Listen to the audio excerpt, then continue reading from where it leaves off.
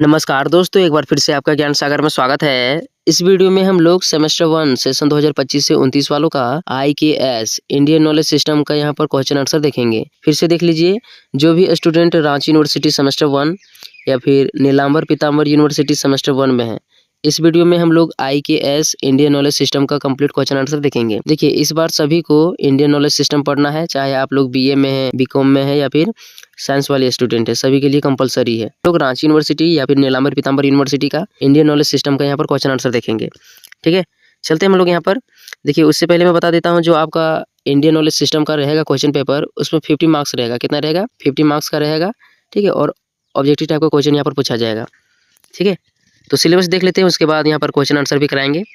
देखिए, यहाँ पर कोर्स कंटेंट आपको यहाँ पर दिख रहा होगा, क्या क्या पढ़ना है एक नज़र में यहाँ पर आपको देख लेना है। यूनिट नंबर 1 देखिए आप लोग यहाँ पर। यूनिट नंबर 1 में आपका यहाँ पर दिया गया है introduction to Indian knowledge system, मतलब जो भारतीय ज्ञान प्रणाली है, इसकी क्या परिचय है, परिचय के बारे में आपको यहाँ पर थोड़ा सा पढ़ना पड़ेगा। इसमें 8 पॉइंट दिया गया है, और जो इंडियन नॉलेज सिस्टम है, इसका सिलेबस इतना लंबा है, यदि आप लोग पढ़ लें तो जीके जीएस आप लोग यहाँ पर से मतलब कंप्लीट हो जाएगा। सेकंड यूनिट आपको यहाँ पर दिया गया है Indian contribution to science and technology, मतलब जो साइंस है और टेक्नोलॉजी है, इसमें भारत का क्या योगदान है, इसको पढ़ना है। थर्ड यूनिट आपका यहाँ पर दिया गया है इंडियन लिंग्विस्टिक।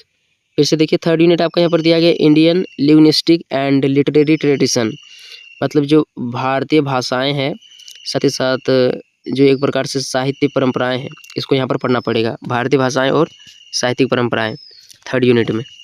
आगे देख लीजिए आप लोग यहाँ पर। नेक्स्ट आपका यहाँ पर दिया गया है फोर्थ यूनिट में आप लोगों को पढ़ना है Indian art education and knowledge transmission, मतलब भारतीय कला, शिक्षा, ज्ञान और इसका प्रसार। ठीक है, देख लेना है एक नज़र में। आगे देख लेते हैं। फिफ्थ नंबर यूनिट आपका यहाँ पर दिया गया है Indian ethical, social and environmental thought, मतलब भारतीय नैतिक, सामाजिक और जो पर्यावरणीय विचारधारा है, इसको यहाँ पर आपको पढ़ना पड़ेगा। ठीक है, सिक्स नंबर यूनिट आपका यहाँ पर दिया गया है contemporary relevance and integration of IKS, मतलब जो इंडियन नॉलेज सिस्टम है, वर्तमान समय में इसका क्या रिलीवेंस है, क्या प्रासंगिकता है, इसको यहाँ पर आपको देखना पड़ेगा।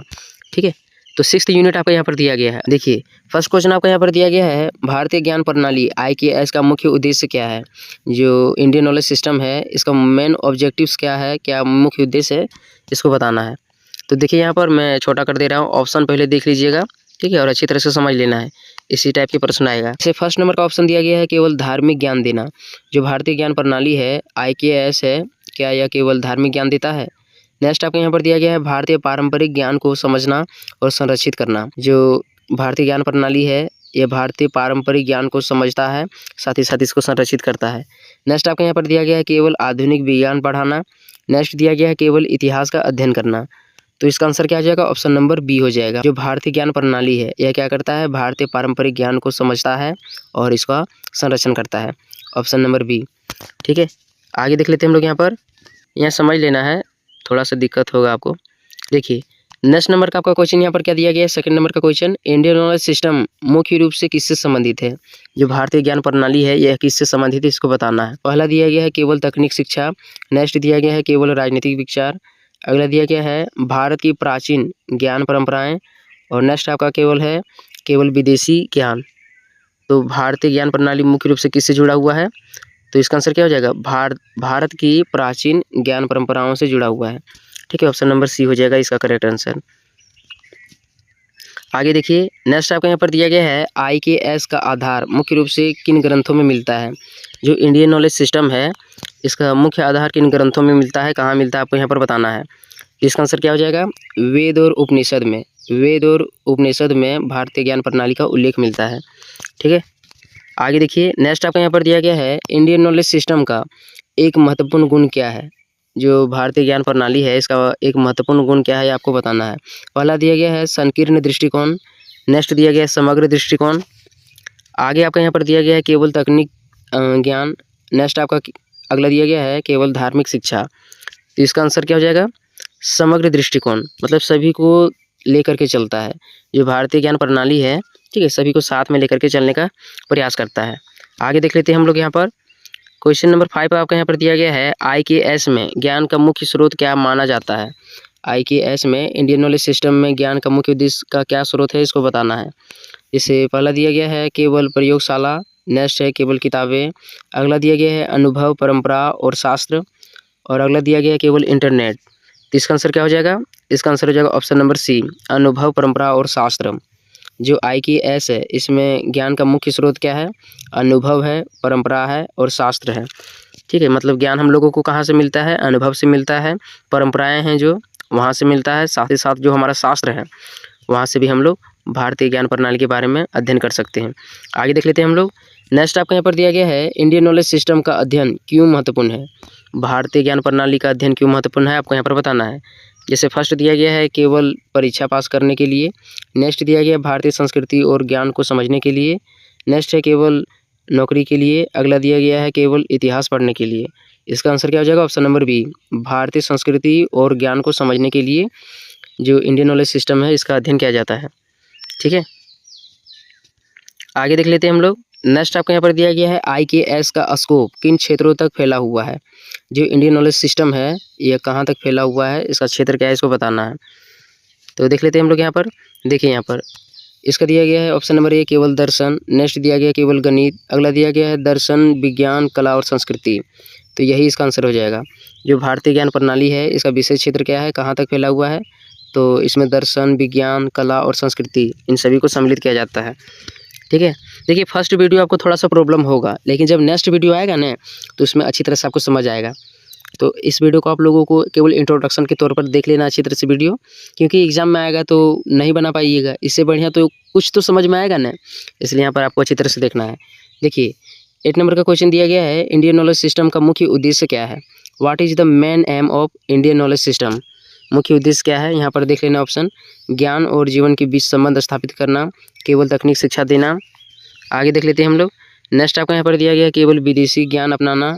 अगला दिया गया है केवल धार्मिक शिक्षा देना। तो इसका करेक्ट आंसर क्या हो जाएगा? ज्ञान और जीवन के बीच संबंध स्थापित करना।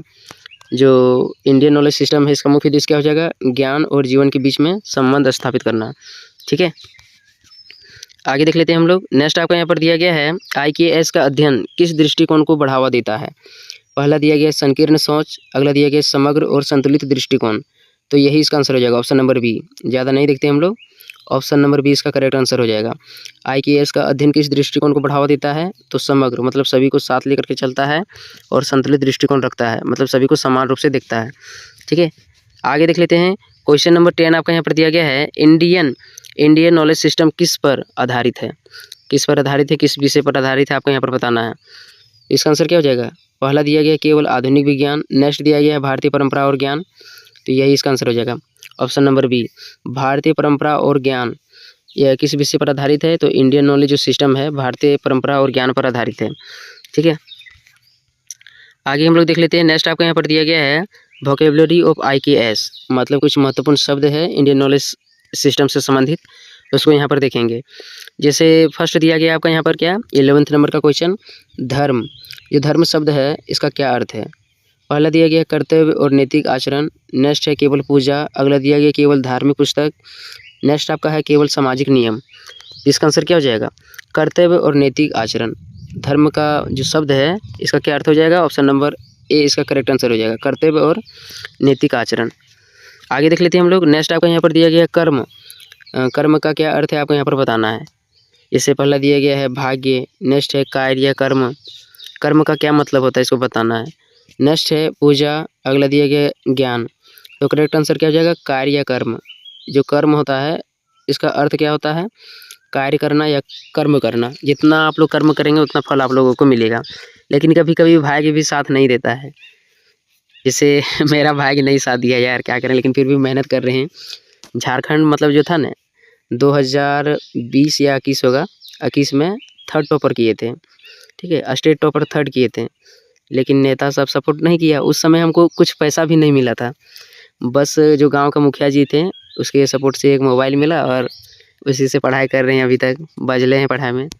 ठीक है, तो मेहनत कभी कभी कितना करिएगा, लेकिन आसपास का वातावरण अच्छा ना रहे तो भाग्य खराब हो जाता है। नेक्स्ट देखिए आप लोग यहाँ पर अगला दिया गया है मोक्ष का क्या अर्थ है। मोक्ष का क्या अर्थ होता है यहाँ पर बताना है। पहला दिया गया धन प्राप्ति। नेक्स्ट है जन्म मृत्यु के चक्र से मुक्ति। अगला दिया गया है शिक्षा प्राप्त करना। नेक्स्ट आपका यहाँ पर है पूजा करना। इसका आंसर क्या हो जाएगा? जन्म मृत्यु के चक्र से मुक्ति। मोक्ष का क्या मतलब होता है? ऑप्शन नंबर बी, जन्म मृत्यु के चक्र से मुक्ति पाना है। आगे देखिए आप लोग यहाँ पर नेक्स्ट आपका यहाँ पर दिया गया है, योग शब्द का अर्थ क्या है? What is the meaning of the term of yoga?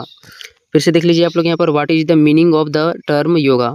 योग शब्द का क्या अर्थ है? पहला दिया गया है शरीर और मन का संतुलन, केवल व्यायाम, केवल ध्यान, केवल धर्म। तो ऑप्शन नंबर ए इसका करेक्ट आंसर हो जाएगा। ऑप्शन देखिएगा तभी समझ में आएगा। शरीर और मन का संतुलन क्या कहलाता है? योग का अर्थ है। आगे देख लेते हैं हम लोग। नेक्स्ट आपका यहाँ पर दिया गया है, आत्मा का क्या अर्थ है? आत्मा जो शब्द है इसका अर्थ बताना है।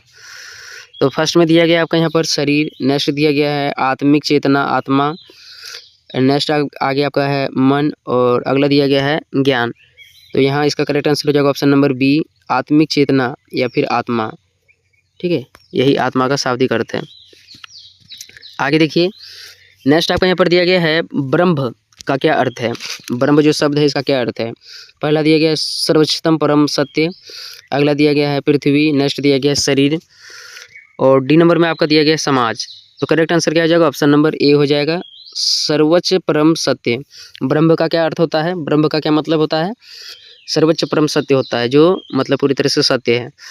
ठीक है, नेक्स्ट देखिए 17 नंबर का क्वेश्चन दिया गया है, गुरु शब्द का अर्थ क्या है? गुरु शब्द का क्या अर्थ होता है यहाँ पर बताना है। पहला दिया गया मित्र, नेक्स्ट दिया गया शिक्षक, मार्गदर्शक, अगला दिया गया राजा, और अगला आपका है साधु। तो इसका करेक्ट आंसर क्या हो जाएगा? शिक्षक या मार्गदर्शक। गुरु का जो शब्द है इसका पूर्ण अर्थ क्या हो जाएगा? शिक्षक या फिर मार्गदर्शक। नेक्स्ट देखिए आप लोग यहाँ पर, अगला दिया गया है शिष्य का क्या अर्थ है? जो शिष्य शब्द है इसका अर्थ बताना है। इसका आंसर क्या हो जाएगा? विद्यार्थी हो जाएगा। ठीक है, ऑप्शन देख लेना यहाँ पर आप लोगों को, शिक्षक, विद्यार्थी, राजा, साधु।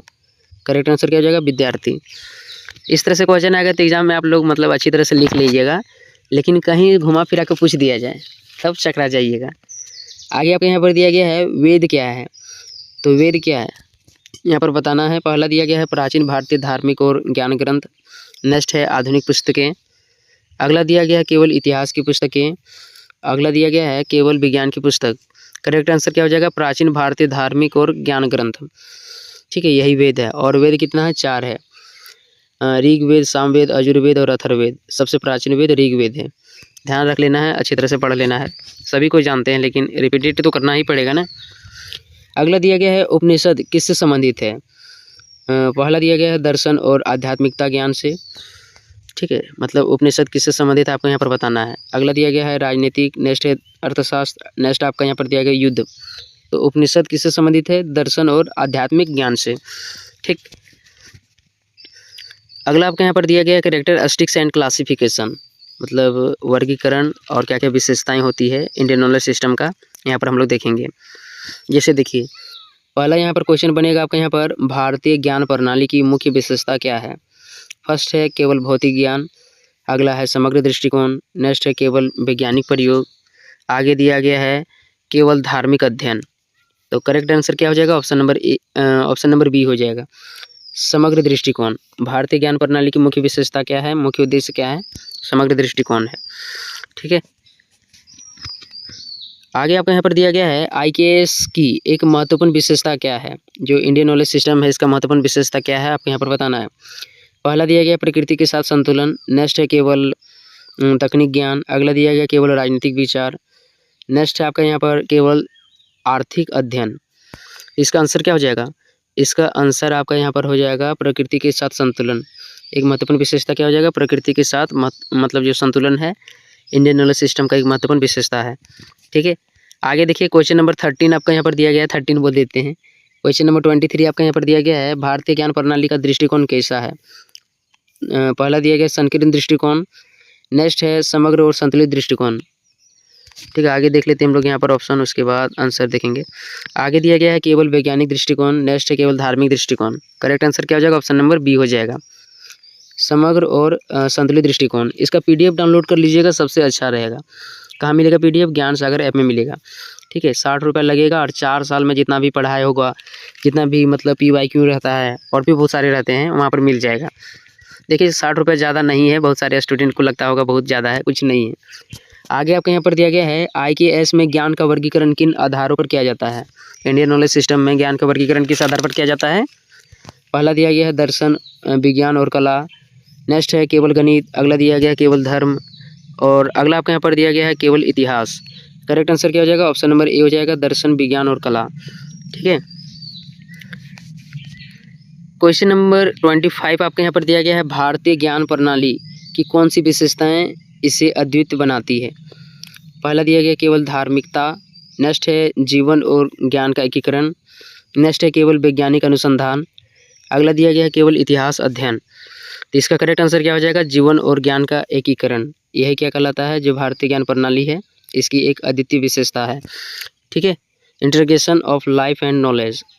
नेक्स्ट क्वेश्चन आपका यहाँ पर दिया गया है IKS में ज्ञान को किस प्रकार वर्गीकृत किया जा सकता है। मतलब जो इंडियन नॉलेज सिस्टम होता है इसमें ज्ञान को किस प्रकार वर्गीकृत किया जाता है आपको बताना है। जैसे आप लोग यहाँ पर देख सकते हैं ऑप्शन नंबर ए में आपका यहाँ पर दिया गया है आध्यात्मिक, वैज्ञानिक और सांस्कृतिक।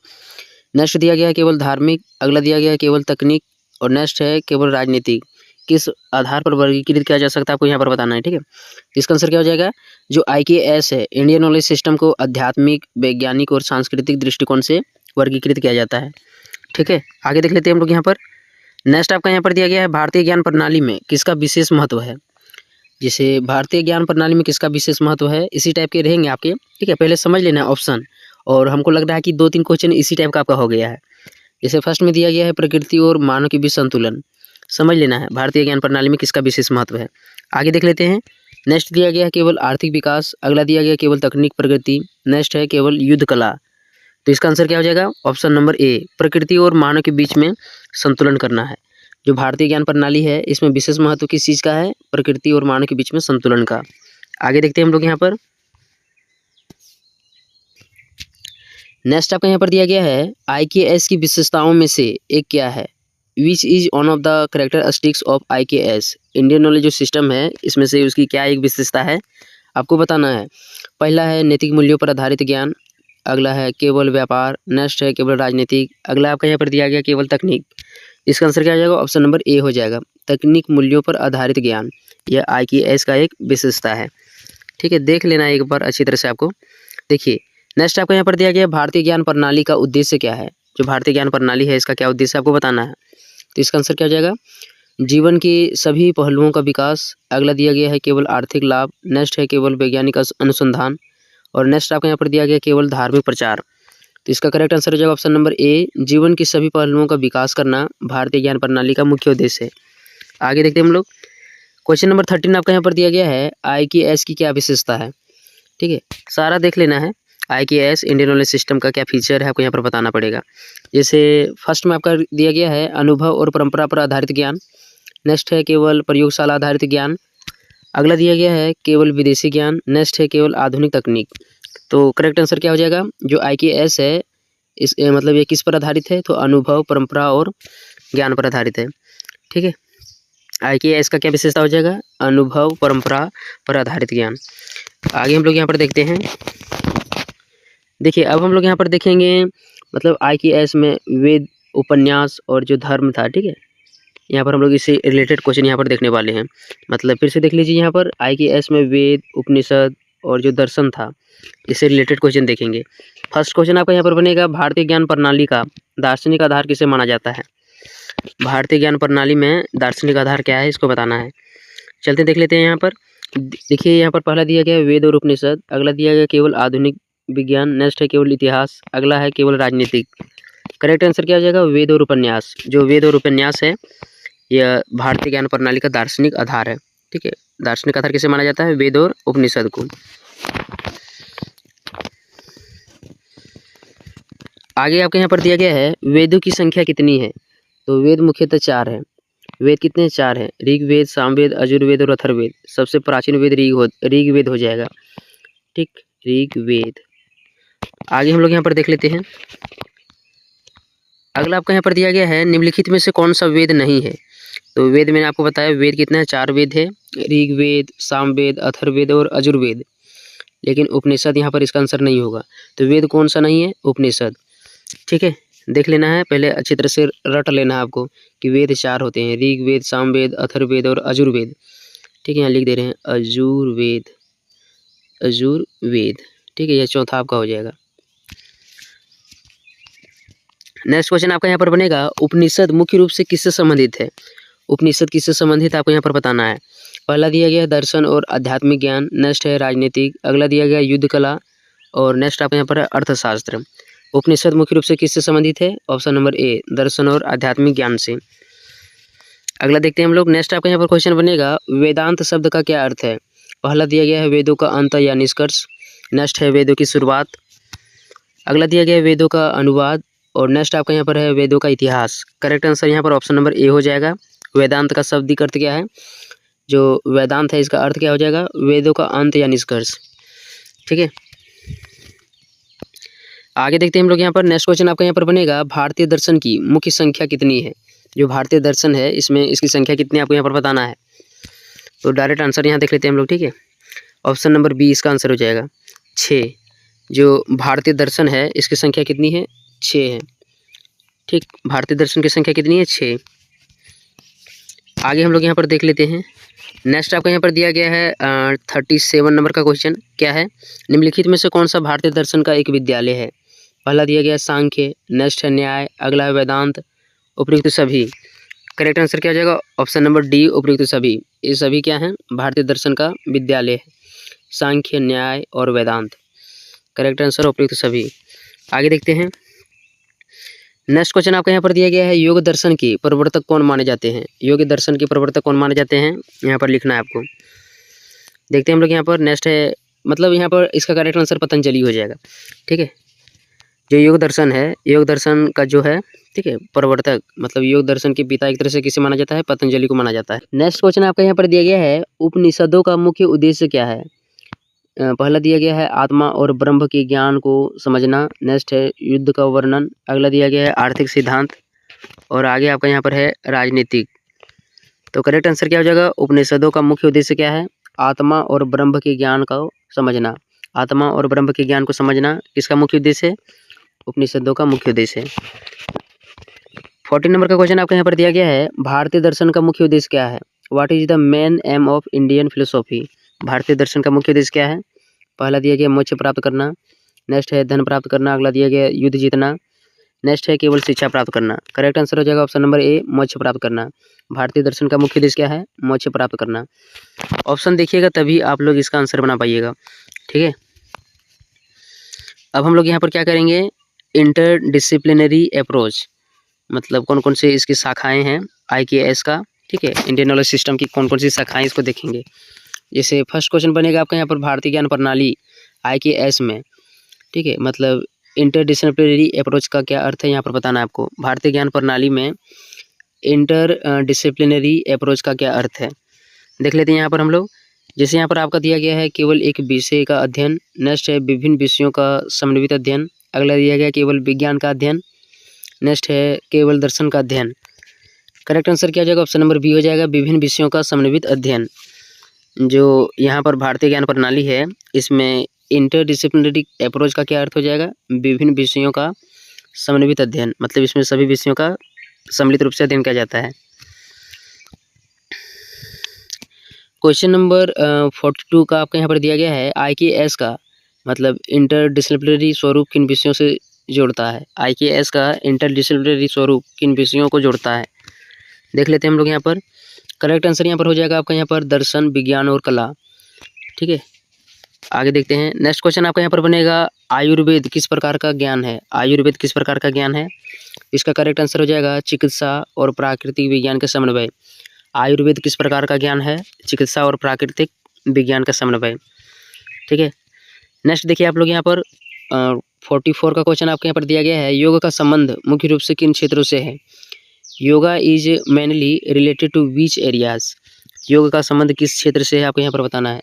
पहला दिया गया शरीर, मन और आत्मा, नेक्स्ट है केवल शरीर, अगला दिया गया केवल मन, नेक्स्ट है केवल आत्मा। करेक्ट आंसर क्या हो जाएगा? शरीर, मन और आत्मा। योग का संबंध किससे है? शरीर, मन और आत्मा से।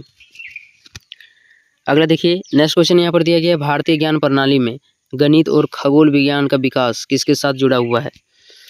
तो इसका करेक्ट आंसर हो जाएगा ऑप्शन नंबर ए, धार्मिक और दार्शनिक परंपराओं से। भारतीय ज्ञान प्रणाली में गणित और खगोल विज्ञान का विकास किसके साथ जुड़ा हुआ है? धार्मिक और दार्शनिक परंपराओं के साथ। आगे देखते हैं हम लोग यहाँ पर। नेक्स्ट आपका यहाँ पर क्वेश्चन बनेगा IKS में, मतलब इंडियन नॉलेज सिस्टम में हॉलिस्टिक नॉलेज का क्या अर्थ है? हॉलिस्टिक नॉलेज क्या होता है आपको यहाँ पर बताना है। तो इसका आंसर क्या हो जाएगा? ऑप्शन नंबर ए में दिया गया समग्र ज्ञान, नेक्स्ट है आंशिक ज्ञान, अगला दिया गया केवल वैज्ञानिक ज्ञान, नेक्स्ट है केवल धार्मिक ज्ञान। करेक्ट आंसर हो जाएगा ऑप्शन नंबर ए समग्र ज्ञान। जो हॉलिस्टिक नॉलेज होता है इसका करेक्ट आंसर क्या हो जाएगा? समग्र ज्ञान होता है। आगे दिया गया आपका यहाँ पर भारतीय शिक्षा प्रणाली में गुरुकुल पद्धति किस प्रकार के अध्ययन को बढ़ावा देती है? भारतीय शिक्षा प्रणाली में गुरुकुल पद्धति किस प्रकार के अध्ययन को बढ़ावा देती है, बताना आपको। चलते हम लोग यहाँ पर देख लेते हैं। फर्स्ट में दिया गया है समग्र और बहुविषयक अध्ययन, अगला दिया गया केवल धार्मिक शिक्षा, नेक्स्ट आपके यहाँ पर दिया गया है केवल गणितीय शिक्षा और अगला है केवल सैन्य शिक्षा। तो भारतीय शिक्षा प्रणाली में गुरुकुल पद्धति किस प्रकार के अध्ययन को बढ़ावा देती है? ऑप्शन नंबर ए समग्र और बहुविषयक अध्ययन को।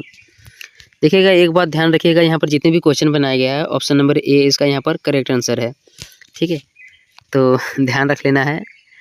तो चलते हम लोग ज़्यादा समय नहीं बर्बाद करते और करेक्ट आंसर केवल बताते हैं। जैसे नेक्स्ट क्वेश्चन आपका यहाँ पर बनेगा भारतीय ज्ञान प्रणाली में पर्यावरण ज्ञान किससे जुड़ा हुआ है?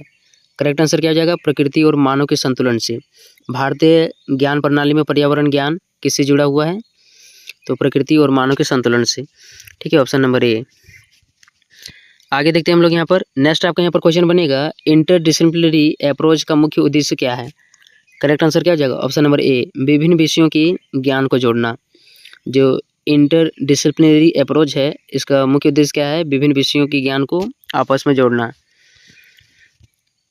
क्वेश्चन नंबर 15 आपका यहाँ पर दिया गया है भारतीय ज्ञान प्रणाली में कला विज्ञान और दर्शन का संबंध किससे जुड़ा हुआ है?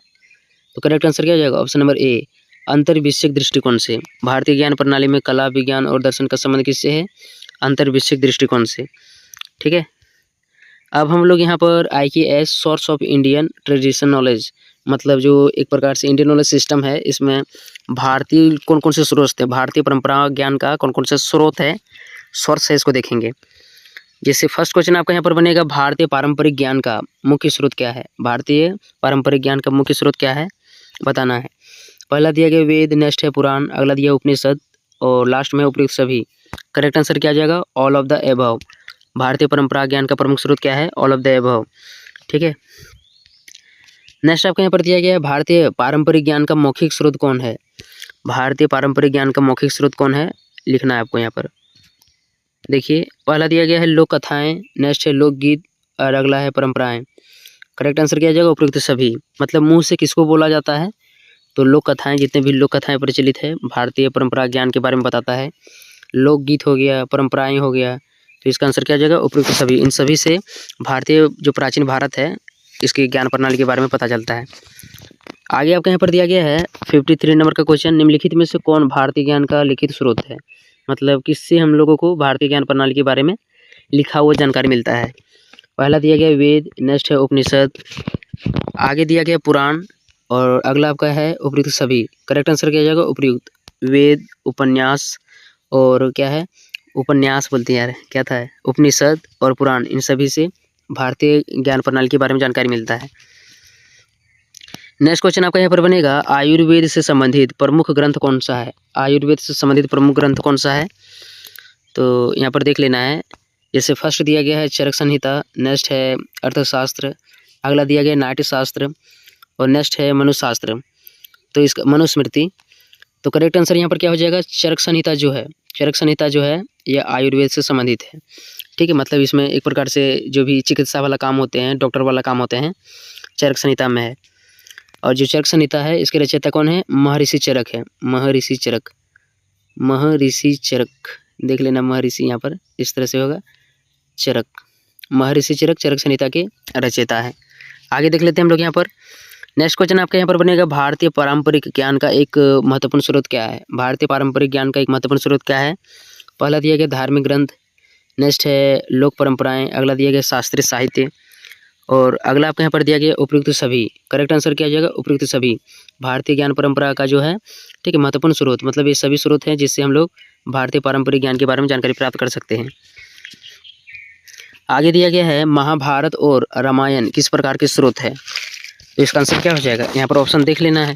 जैसे पहला दिया गया महाकाव्य, नेक्स्ट है इतिहास, अगला दिया गया दर्शन और लास्ट में आपका यहाँ पर है राजनीतिक। करेक्ट आंसर क्या हो जाएगा, महाकाव्य। जो रामायण और महाभारत है यह किस प्रकार का है, तो एक प्रकार से महाकाव्य। ठीक है, आगे आपका यहाँ पर दिया गया है नेक्स्ट क्वेश्चन क्या है, भारतीय पारंपरिक ज्ञान में गुरुकुल परंपरा किस प्रकार का स्रोत है। गुरुकुल परंपरा किस प्रकार का स्रोत है। फर्स्ट दिया गया है शैक्षिक परंपरा, आगे दिया गया है राजनीतिक परंपरा, नेक्स्ट है आर्थिक परंपरा और अगला दिया गया सैन्य परंपरा। करेक्ट आंसर क्या हो जाएगा, शैक्षिक परंपरा। भारतीय पारंपरिक ज्ञान में गुरुकुल परंपरा का स्रोत क्या है, किस प्रकार का स्रोत है, तो शैक्षिक परंपरा का स्रोत है। आगे देख लेते हैं हम लोग। नेक्स्ट क्वेश्चन आपका यहाँ पर बनेगा, लोक ज्ञान मुख्य रूप से किस प्रकार से मतलब प्रसारित होता है। लोक ज्ञान मुख्य रूप से प्रसारित होता है। पहला दिया गया है मौखिक परंपरा, अगला दिया गया केवल लिखित ग्रंथ, अगला है इंटरनेट और आगे आपका यहाँ पर दिया गया है आधुनिक पुस्तकें। तो लोक जो ज्ञान है मुख्य रूप से कैसे प्रसारित होता है, कैसे आगे बढ़ता है, तो मौखिक परंपरा के द्वारा। मुंह से हम लोग मतलब बोलते हैं, दूसरे को कहानियाँ सुनाते हैं और यही इससे ज्ञान फिर इधर चला गया और ये जब ये लोग क्या करेंगे, ये भी किसी को सुनाएगा तो उसके पास ज्ञान बढ़ते जाएगा। तो लोक ज्ञान करते हैं क्या है, लोक ज्ञान क्या होता है, सुन करके मतलब हम लोग ज्ञान के बारे में जानते हैं। नेक्स्ट आपका यहाँ पर दिया गया भारतीय पारंपरिक ज्ञान में स्मृति ग्रंथ किसे कहा जाता है। भारतीय पारंपरिक ज्ञान में स्मृति ग्रंथ किसे कहा जाता है, चलते हैं देख लेते हैं। फर्स्ट दिया गया मनुस्मृति आदि ग्रंथ, अगला दिया गया है वेद, नेक्स्ट है उपनिषद और अगला है ब्राह्मण ग्रंथ। तो भारतीय पारंपरिक ज्ञान में स्मृति ग्रंथ किसे कहा जाता है, मनुस्मृति आदि ग्रंथ को। मनुस्मृति आदि ग्रंथ को क्या बोला जाता है, भारतीय पारंपरिक ज्ञान में स्मृति ग्रंथ का दर्जा दिया जाता है। आगे देख लेते हैं। नेक्स्ट आपके यहाँ बनेगा क्वेश्चन, भारतीय पारंपरिक ज्ञान का संरक्षण किसके माध्यम से होता है। यहाँ पर पहला दिया गया है ग्रंथ और शास्त्र, नेक्स्ट है लोक परंपराएं, अगला दिया गया शिक्षा प्रणाली, नेक्स्ट है उपयुक्त सभी। करेक्ट आंसर क्या आ जाएगा, उपयुक्त सभी। भारतीय पारंपरिक ज्ञान का संरक्षण किसके माध्यम से होता है, तो उपयुक्त सभी, ग्रंथ, शास्त्र, लोक परंपराएं, शिक्षा प्रणाली, ये सभी। अगला आपका क्वेश्चन बनेगा, holistic and integral world view of Indian tradition. ये holistic and integral world view क्या होता है, ट्रेडिशन परंपराएं क्या होता है, यहाँ पर हम लोग देखेंगे। नेक्स्ट आपका यहाँ पर दिया गया है भारतीय परंपरा का होलिस्टिक वर्ल्ड व्यू किस प्रकार के विचार को दर्शाता है। तो चलते हम लोग यहाँ पर समझ लेते हैं होलिस्टिक वर्ल्ड व्यू किस प्रकार की विचारधारा है। पहला दिया गया है जीवन की सभी पहलुओं की एकता, नेक्स्ट है केवल भौतिक विकास, अगला दिया गया है आध्यात्मिक विकास और लास्ट में आपका यहाँ पर है सामाजिक विकास। करेक्ट आंसर क्या आ जाएगा, ऑप्शन नंबर ए, जीवन के सभी पहलुओं की एकता क्या कहलाती है, होलिस्टिक वर्ल्ड व्यू कहलाती है। ठीक है, आगे देखिए नेक्स्ट क्वेश्चन आपका यहाँ पर बनेगा, भारतीय ज्ञान परंपरा में समग्र दृष्टिकोण का क्या अर्थ है। भारतीय ज्ञान परंपरा में समग्र दृष्टिकोण क्या होता है, चलते देख लेते हैं। तो करेक्ट आंसर इसका ऑप्शन नंबर ए हो जाएगा, शरीर मन और आत्मा का संतुलन। शरीर मन और आत्मा का संतुलन क्या है, तो भारतीय ज्ञान परंपरा में समग्र दृष्टिकोण को दर्शाता है। क्या दर्शाता है, शरीर मन और आत्मा का संतुलन।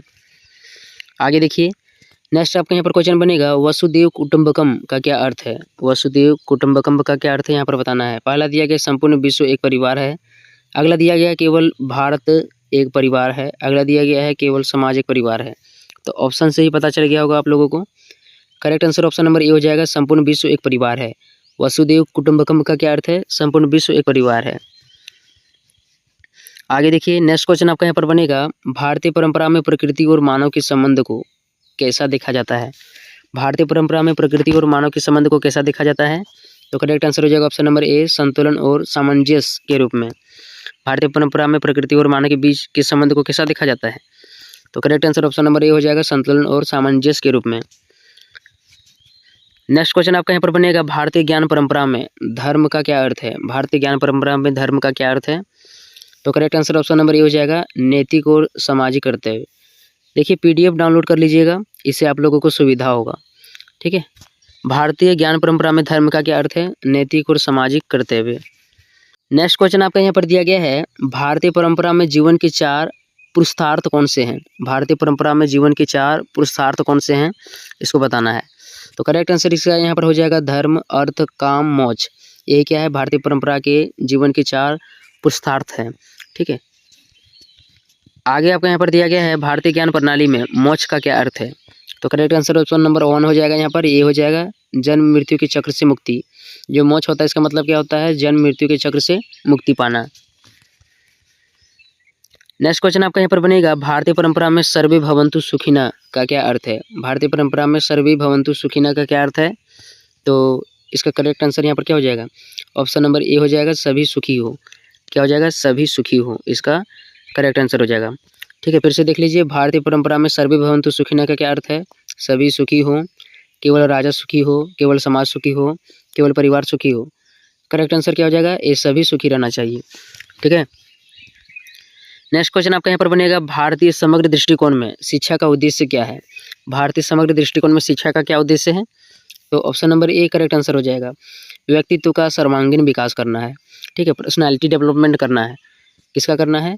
जैसे all round development of personality. भारतीय समग्र दृष्टिकोण में जो शिक्षा का मुख्य उद्देश्य होता है, पर्सनालिटी डेवलपमेंट होता है। ठीक है, देखिए सेकंड जो मेरा चैनल है नीड स्टडी, इसको आप लोग सब्सक्राइब करके रख लीजिएगा, यहाँ पर भी वीडियो आएगा। ठीक है, अभी अपलोड नहीं कर पा रहे हैं यार, क्या बताएं, लेकिन जब रहेगा नहीं, जैसे अभी नहीं अपलोड कर पाएंगे तो नेक्स्ट सेमेस्टर में हेल्प करेंगे, तो सब्सक्राइब करके रख लेना है। बाकी ट्राई करेंगे कि आएगा वीडियो, और इस तरह से वीडियो रहेगा कि बहुत हेल्पफुल होगा।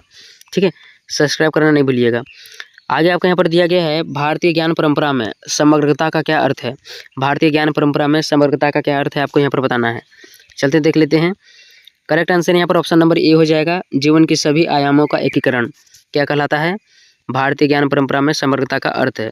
छोटा कर दे रहे हैं, देख लीजिए यहाँ पर, भारतीय ज्ञान परंपरा में समग्रता का क्या अर्थ है? जीवन के सभी आयामों का एकीकरण। इस वीडियो में हम लोग IKS semester 1 Indian knowledge system का हम लोग यहाँ पर क्या करने वाले हैं, पार्ट 2 देखेंगे। देखिए फर्स्ट प्रश्न आपका यहाँ पर दिया गया है, सुलभ सूत्र मुख्य रूप से किस विषय से संबंधित है? सुलभ सूत्र मुख्य रूप से किस विषय से संबंधित है? इसका आंसर हो जाएगा ज्यामितीय, ज्योमेट्री से संबंधित है।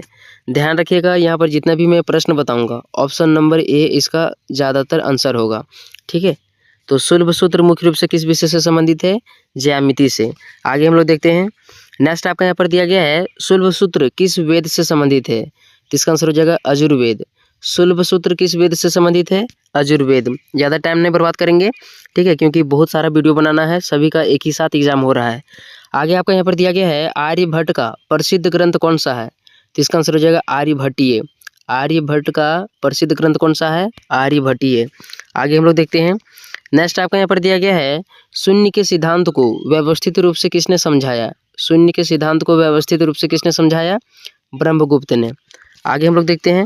नेक्स्ट आपका यहाँ पर आंसर हो जाएगा, आंसर बोलते हैं, नेक्स्ट क्वेश्चन आपका यहाँ पर हो जाएगा, दशमलव संख्या पद्धति का विकास कहाँ हुआ? तो इसका आंसर हो जाएगा भारत।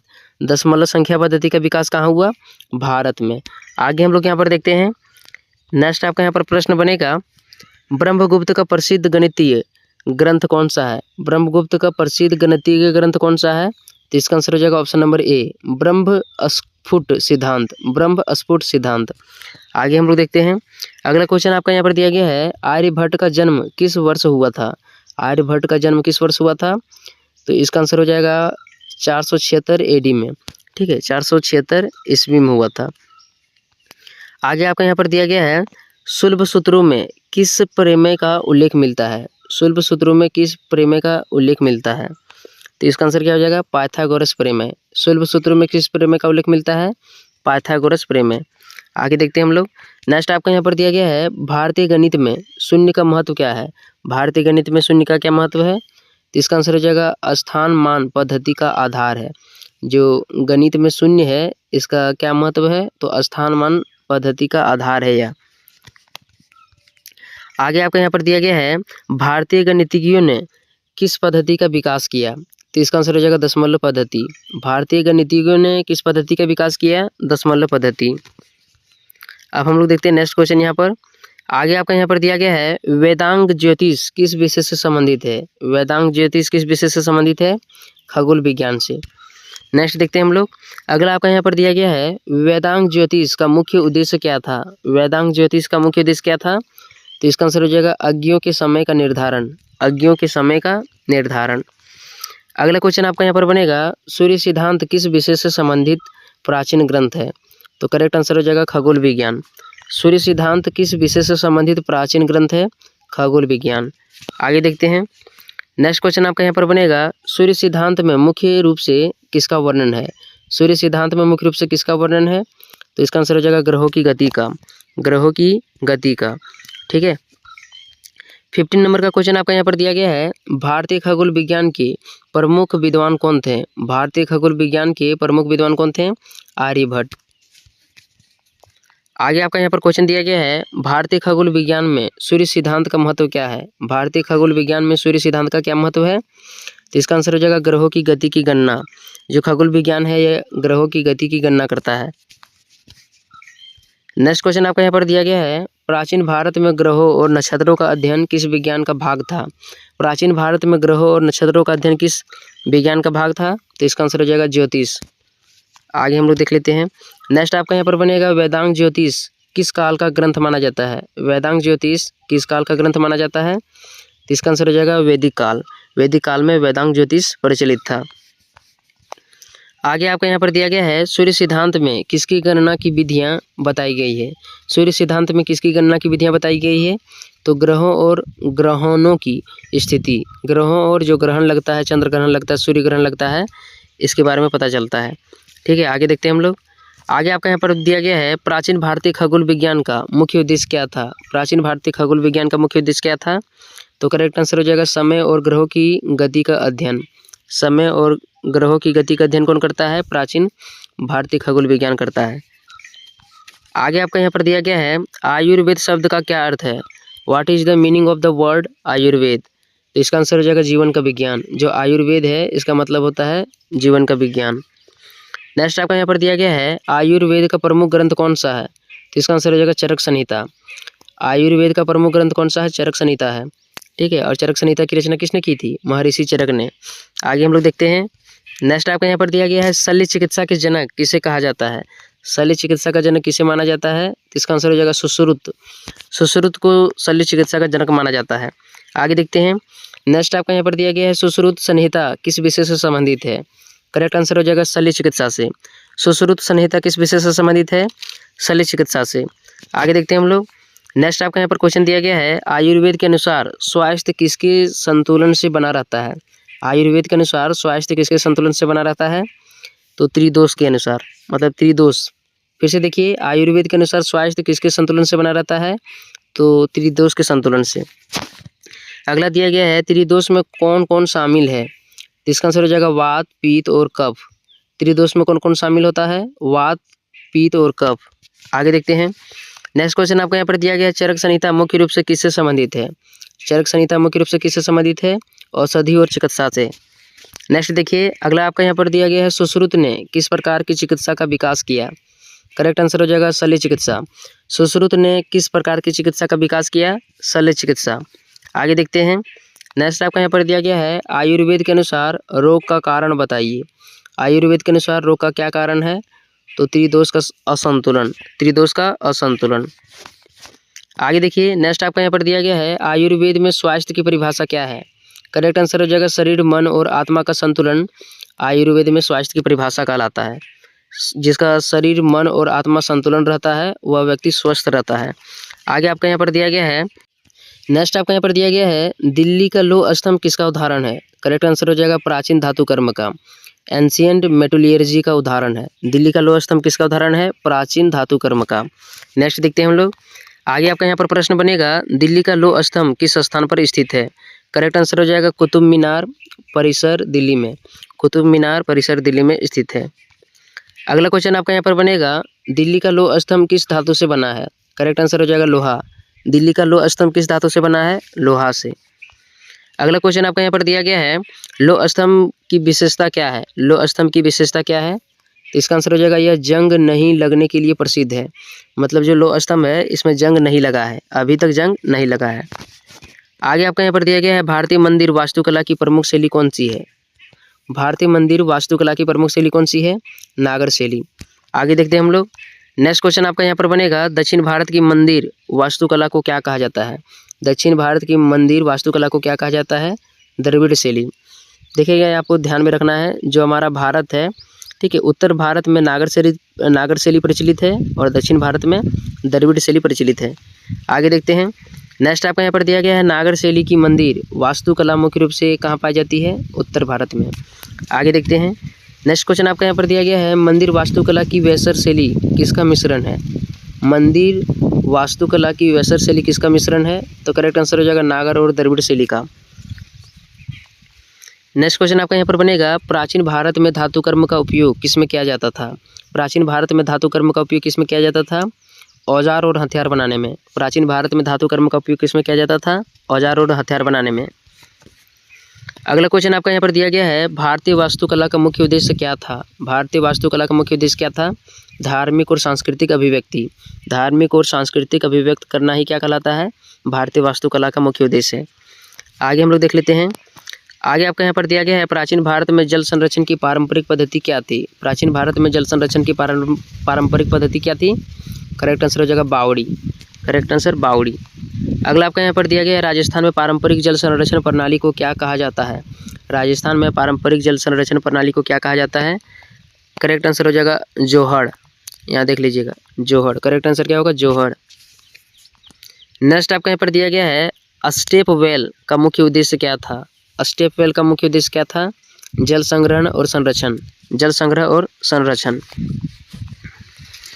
नेक्स्ट क्वेश्चन आपका यहाँ पर बनेगा, प्राचीन भारत में तालाब और कुंड का उपयोग किसके लिए किया जाता था? तो जल संरक्षण के लिए। प्राचीन भारत में तालाब और कुंड का उपयोग किसके लिए किया जाता था? जल संरक्षण के लिए। अगला आपका यहाँ पर दिया गया है, सस्टेनेबल टेक्नोलॉजी का अर्थ क्या है? सस्टेनेबल टेक्नोलॉजी का क्या अर्थ है? What is meant by sustainable technology? Correct answer हो जाएगा पर्यावरण के अनुकूल तकनीक। जो तकनीक पर्यावरण के अनुकूल होता है, पर्यावरण को नुकसान नहीं पहुँचाता है, सस्टेनेबल टेक्नोलॉजी कहलाता है। आगे देखते हैं। नेक्स्ट आपको यहाँ पर दिया गया, पारंपरिक जल प्रबंधन का मुख्य उद्देश्य क्या था? पारंपरिक जल प्रबंधन का मुख्य उद्देश्य क्या था?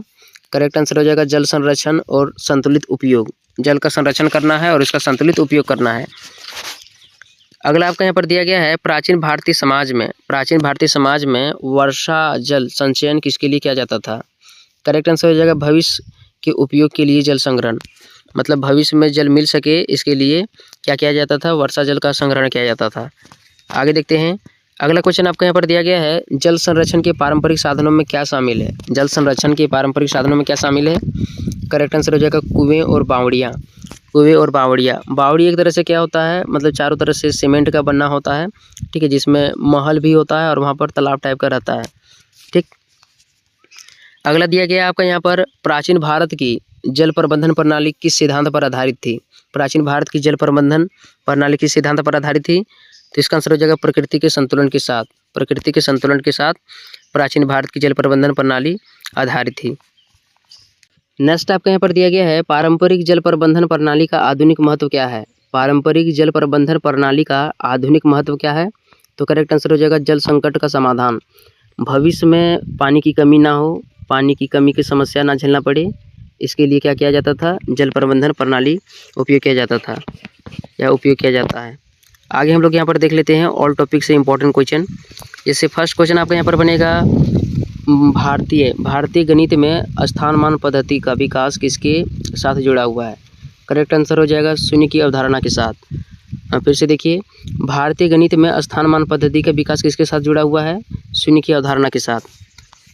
नेक्स्ट आपका यहाँ पर दिया गया है, आर्यभट्टीय ग्रंथ किस क्षेत्र से संबंधित है? करेक्ट आंसर हो जाएगा गणित और खगोल विज्ञान से, ठीक है। अगला क्वेश्चन दिया गया है, वेदांग ज्योतिष का उपयोग मुख्य रूप से किसके लिए किया जाता था? वेदांग ज्योतिष का उपयोग मुख्य रूप से किसके लिए किया जाता था? तो आंसर हो जाएगा यज्ञ और अनुष्ठानों का समय निर्धारित करने के लिए।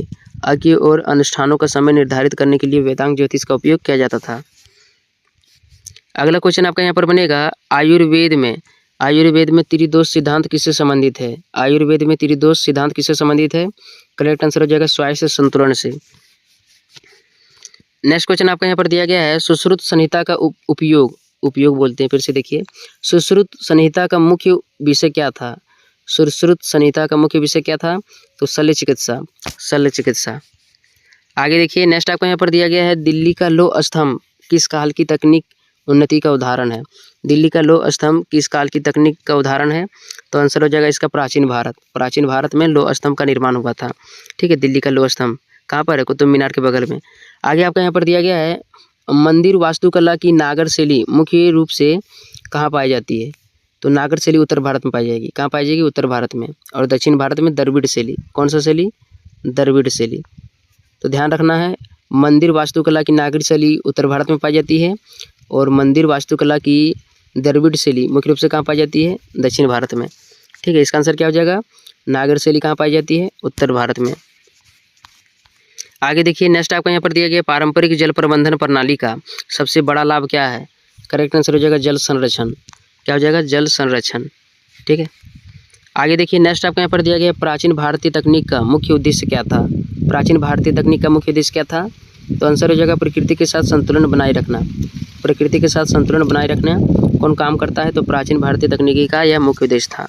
नेक्स्ट क्वेश्चन आपका यहाँ पर दिया गया है भारतीय ज्ञान प्रणाली में विज्ञान और प्रकृति का संबंध किस रूप से देखा जाता है? भारतीय ज्ञान प्रणाली में विज्ञान और प्रकृति का संबंध किस रूप से देखा जाता है? तो इसका आंसर क्या हो जाएगा?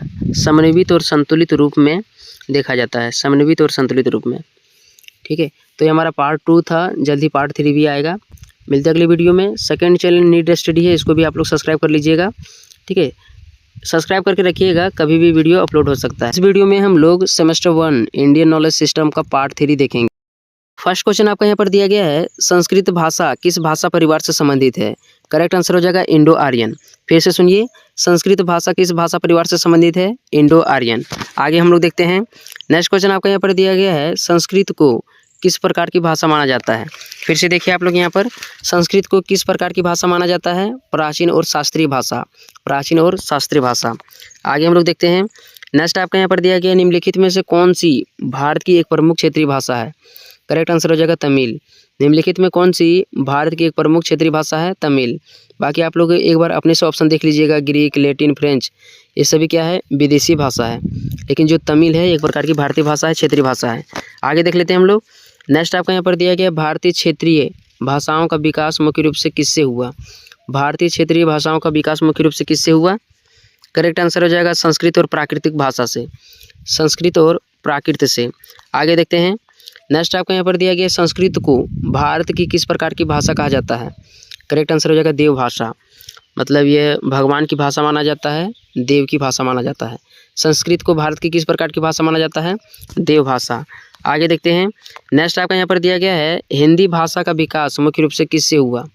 करेक्ट आंसर हो जाएगा अपभ्रंश। हिंदी भाषा का विकास मुख्य रूप से किससे हुआ? अपभ्रंश से। आगे देखते हैं हम लोग नेक्स्ट आपका यहाँ पर दिया गया है संस्कृत साहित्य का सबसे प्राचीन ग्रंथ कौन सा है? करेक्ट आंसर हो जाएगा ऋग्वेद। वेद 4 है, ऋग्वेद, सामवेद, यजुर्वेद और अथर्ववेद। और इसमें सबसे जो प्राचीन वेद है ऋग्वेद है। तो संस्कृत साहित्य का सबसे प्राचीन ग्रंथ कौन सा है? तो ऋग्वेद है। ठीक है, आगे देखते हैं हम लोग नेक्स्ट आपका यहाँ पर दिया गया संस्कृत भाषा के विकास में किसका महत्वपूर्ण योगदान है? संस्कृत भाषा के विकास में किसका महत्वपूर्ण योगदान है? करेक्ट आंसर हो जाएगा पाणिनि। संस्कृत भाषा के विकास में किसका महत्वपूर्ण योगदान है? तो पाणिनि। नेक्स्ट देखते हैं हम लोग आगे आपका यहाँ पर दिया गया है भारत की द्रविड़ भाषा का उदाहरण कौन सा है? तो ऑप्शन एक बार आप लोगों को देख लेना है, जो सबसे प्राचीन रहेगा वही द्रविड़ भाषा होगा। जैसे पहला दिया गया तमिल, हिंदी, संस्कृत, पंजाबी। करेक्ट आंसर हो जाएगा तमिल। तमिल द्रविड़ भाषा का उदाहरण है। नेक्स्ट आपका यहाँ पर दिया गया है संस्कृत का प्रभाव किन भाषाओं पर पड़ा है? तो इसका आंसर क्या हो जाएगा? हिंदी, बंगाली और मराठी। ऑप्शन नंबर ए, हिंदी, बंगाली और मराठी पर संस्कृत भाषा का प्रभाव पड़ा है। आगे देखते हैं नेक्स्ट आपका यहाँ पर दिया गया है पाणिनि का प्रसिद्ध व्याकरण ग्रंथ कौन सा है? देखिए पाणिनि को संस्कृत का जो है ना पिता माना जाता है। तो पाणिनि का सबसे प्रसिद्ध ग्रंथ कौन सा हो जाएगा? अष्टाध्यायी। अष्टाध्यायी के लेखक पाणिनि थे और इन्हें संस्कृत का पिता भी बोला जाता है। आगे देख लेते हैं नेक्स्ट आपका यहाँ पर दिया गया पाणिनि किस क्षेत्र के महान विद्वान थे? तो करेक्ट आंसर हो जाएगा संस्कृत व्याकरण के। पाणिनि किस क्षेत्र के महान विद्वान थे? संस्कृत व्याकरण के। नेक्स्ट देखते हैं आगे दिया गया है अष्टाध्यायी में कितने अध्याय हैं? तो करेक्ट आंसर हो जाएगा 8। अष्टाध्यायी में कितने अध्याय हैं? 8। आगे देखते हैं नेक्स्ट आपका यहाँ पर दिया गया है पाणिनि का समय किस काल से संबंधित माना जाता है? करेक्ट आंसर हो जाएगा 5वीं मतलब 4वीं 5वीं शताब्दी ईसा पूर्व से। पाणिनि का समय किस काल से संबंधित है? 4वीं 5वीं ठीक है शताब्दी ईसा पूर्व से। आगे दिया गया है अष्टाध्यायी में मुख्य रूप से क्या वर्णित है? अष्टाध्यायी में मुख्य रूप से क्या वर्णित है? करेक्ट आंसर हो जाएगा संस्कृत भाषा के व्याकरणिक नियम। अष्टाध्यायी में मुख्य रूप से मतलब क्या विषय वर्णित है? तो संस्कृत भाषा का जो भी व्याकरण वाला नियम है इसमें वर्णित है। आगे देखते हैं आगे दिया गया है पाणिनि के व्याकरण को किस प्रकार का मतलब व्याकरण माना जाता है? तो करेक्ट आंसर हो जाएगा वैज्ञानिक और व्यवस्थित व्याकरण। पाणिनि के व्याकरण को किस प्रकार का व्याकरण माना जाता है? वैज्ञानिक और व्यवस्थित व्याकरण। आगे दिया गया है अष्टाध्यायी में लगभग कितने सूत्र हैं। अष्टाध्यायी में कितने सूत्र हैं, तो लगभग 4000 सूत्र हैं, ठीक है, या फिर मंत्र हैं। आगे दिया गया है पाणिनि के व्याकरण पर किस विद्वान ने महाभाष्य लिखा। पाणिनि के व्याकरण पर किस विद्वान ने महाभाष्य लिखा। करेक्ट आंसर हो जाएगा पतंजलि, ठीक है, करेक्ट आंसर क्या हो जाएगा पतंजलि। आगे देखते हैं, आगे आपका यहाँ पर दिया गया है अष्टाध्यायी किस भाषा के व्याकरण का आधार है। अष्टाध्यायी किस भाषा के व्याकरण का आधार है, करेक्ट आंसर हो जाएगा संस्कृत। आगे देखते हैं, नेक्स्ट आपका यहाँ पर दिया गया है पाणिनि की अष्टाध्यायी का महत्व क्या है। पाणिनि की अष्टाध्यायी का महत्व क्या है, तो आंसर इसका हो जाएगा विश्व की सबसे व्यवस्थित व्याकरण प्रणाली है। जो पाणिनि द्वारा संस्कृत व्याकरण लिखा गया है, यह विश्व की सबसे व्यवस्थित व्याकरण प्रणाली है। आगे देखते हैं, आगे आपका यहाँ पर दिया गया है रस सिद्धांत का प्रतिपादन किसने किया। रस सिद्धांत का प्रतिपादन किसने किया, भरत मुनि ने। रस सिद्धांत का प्रतिपादन किसने किया, भरत मुनि ने।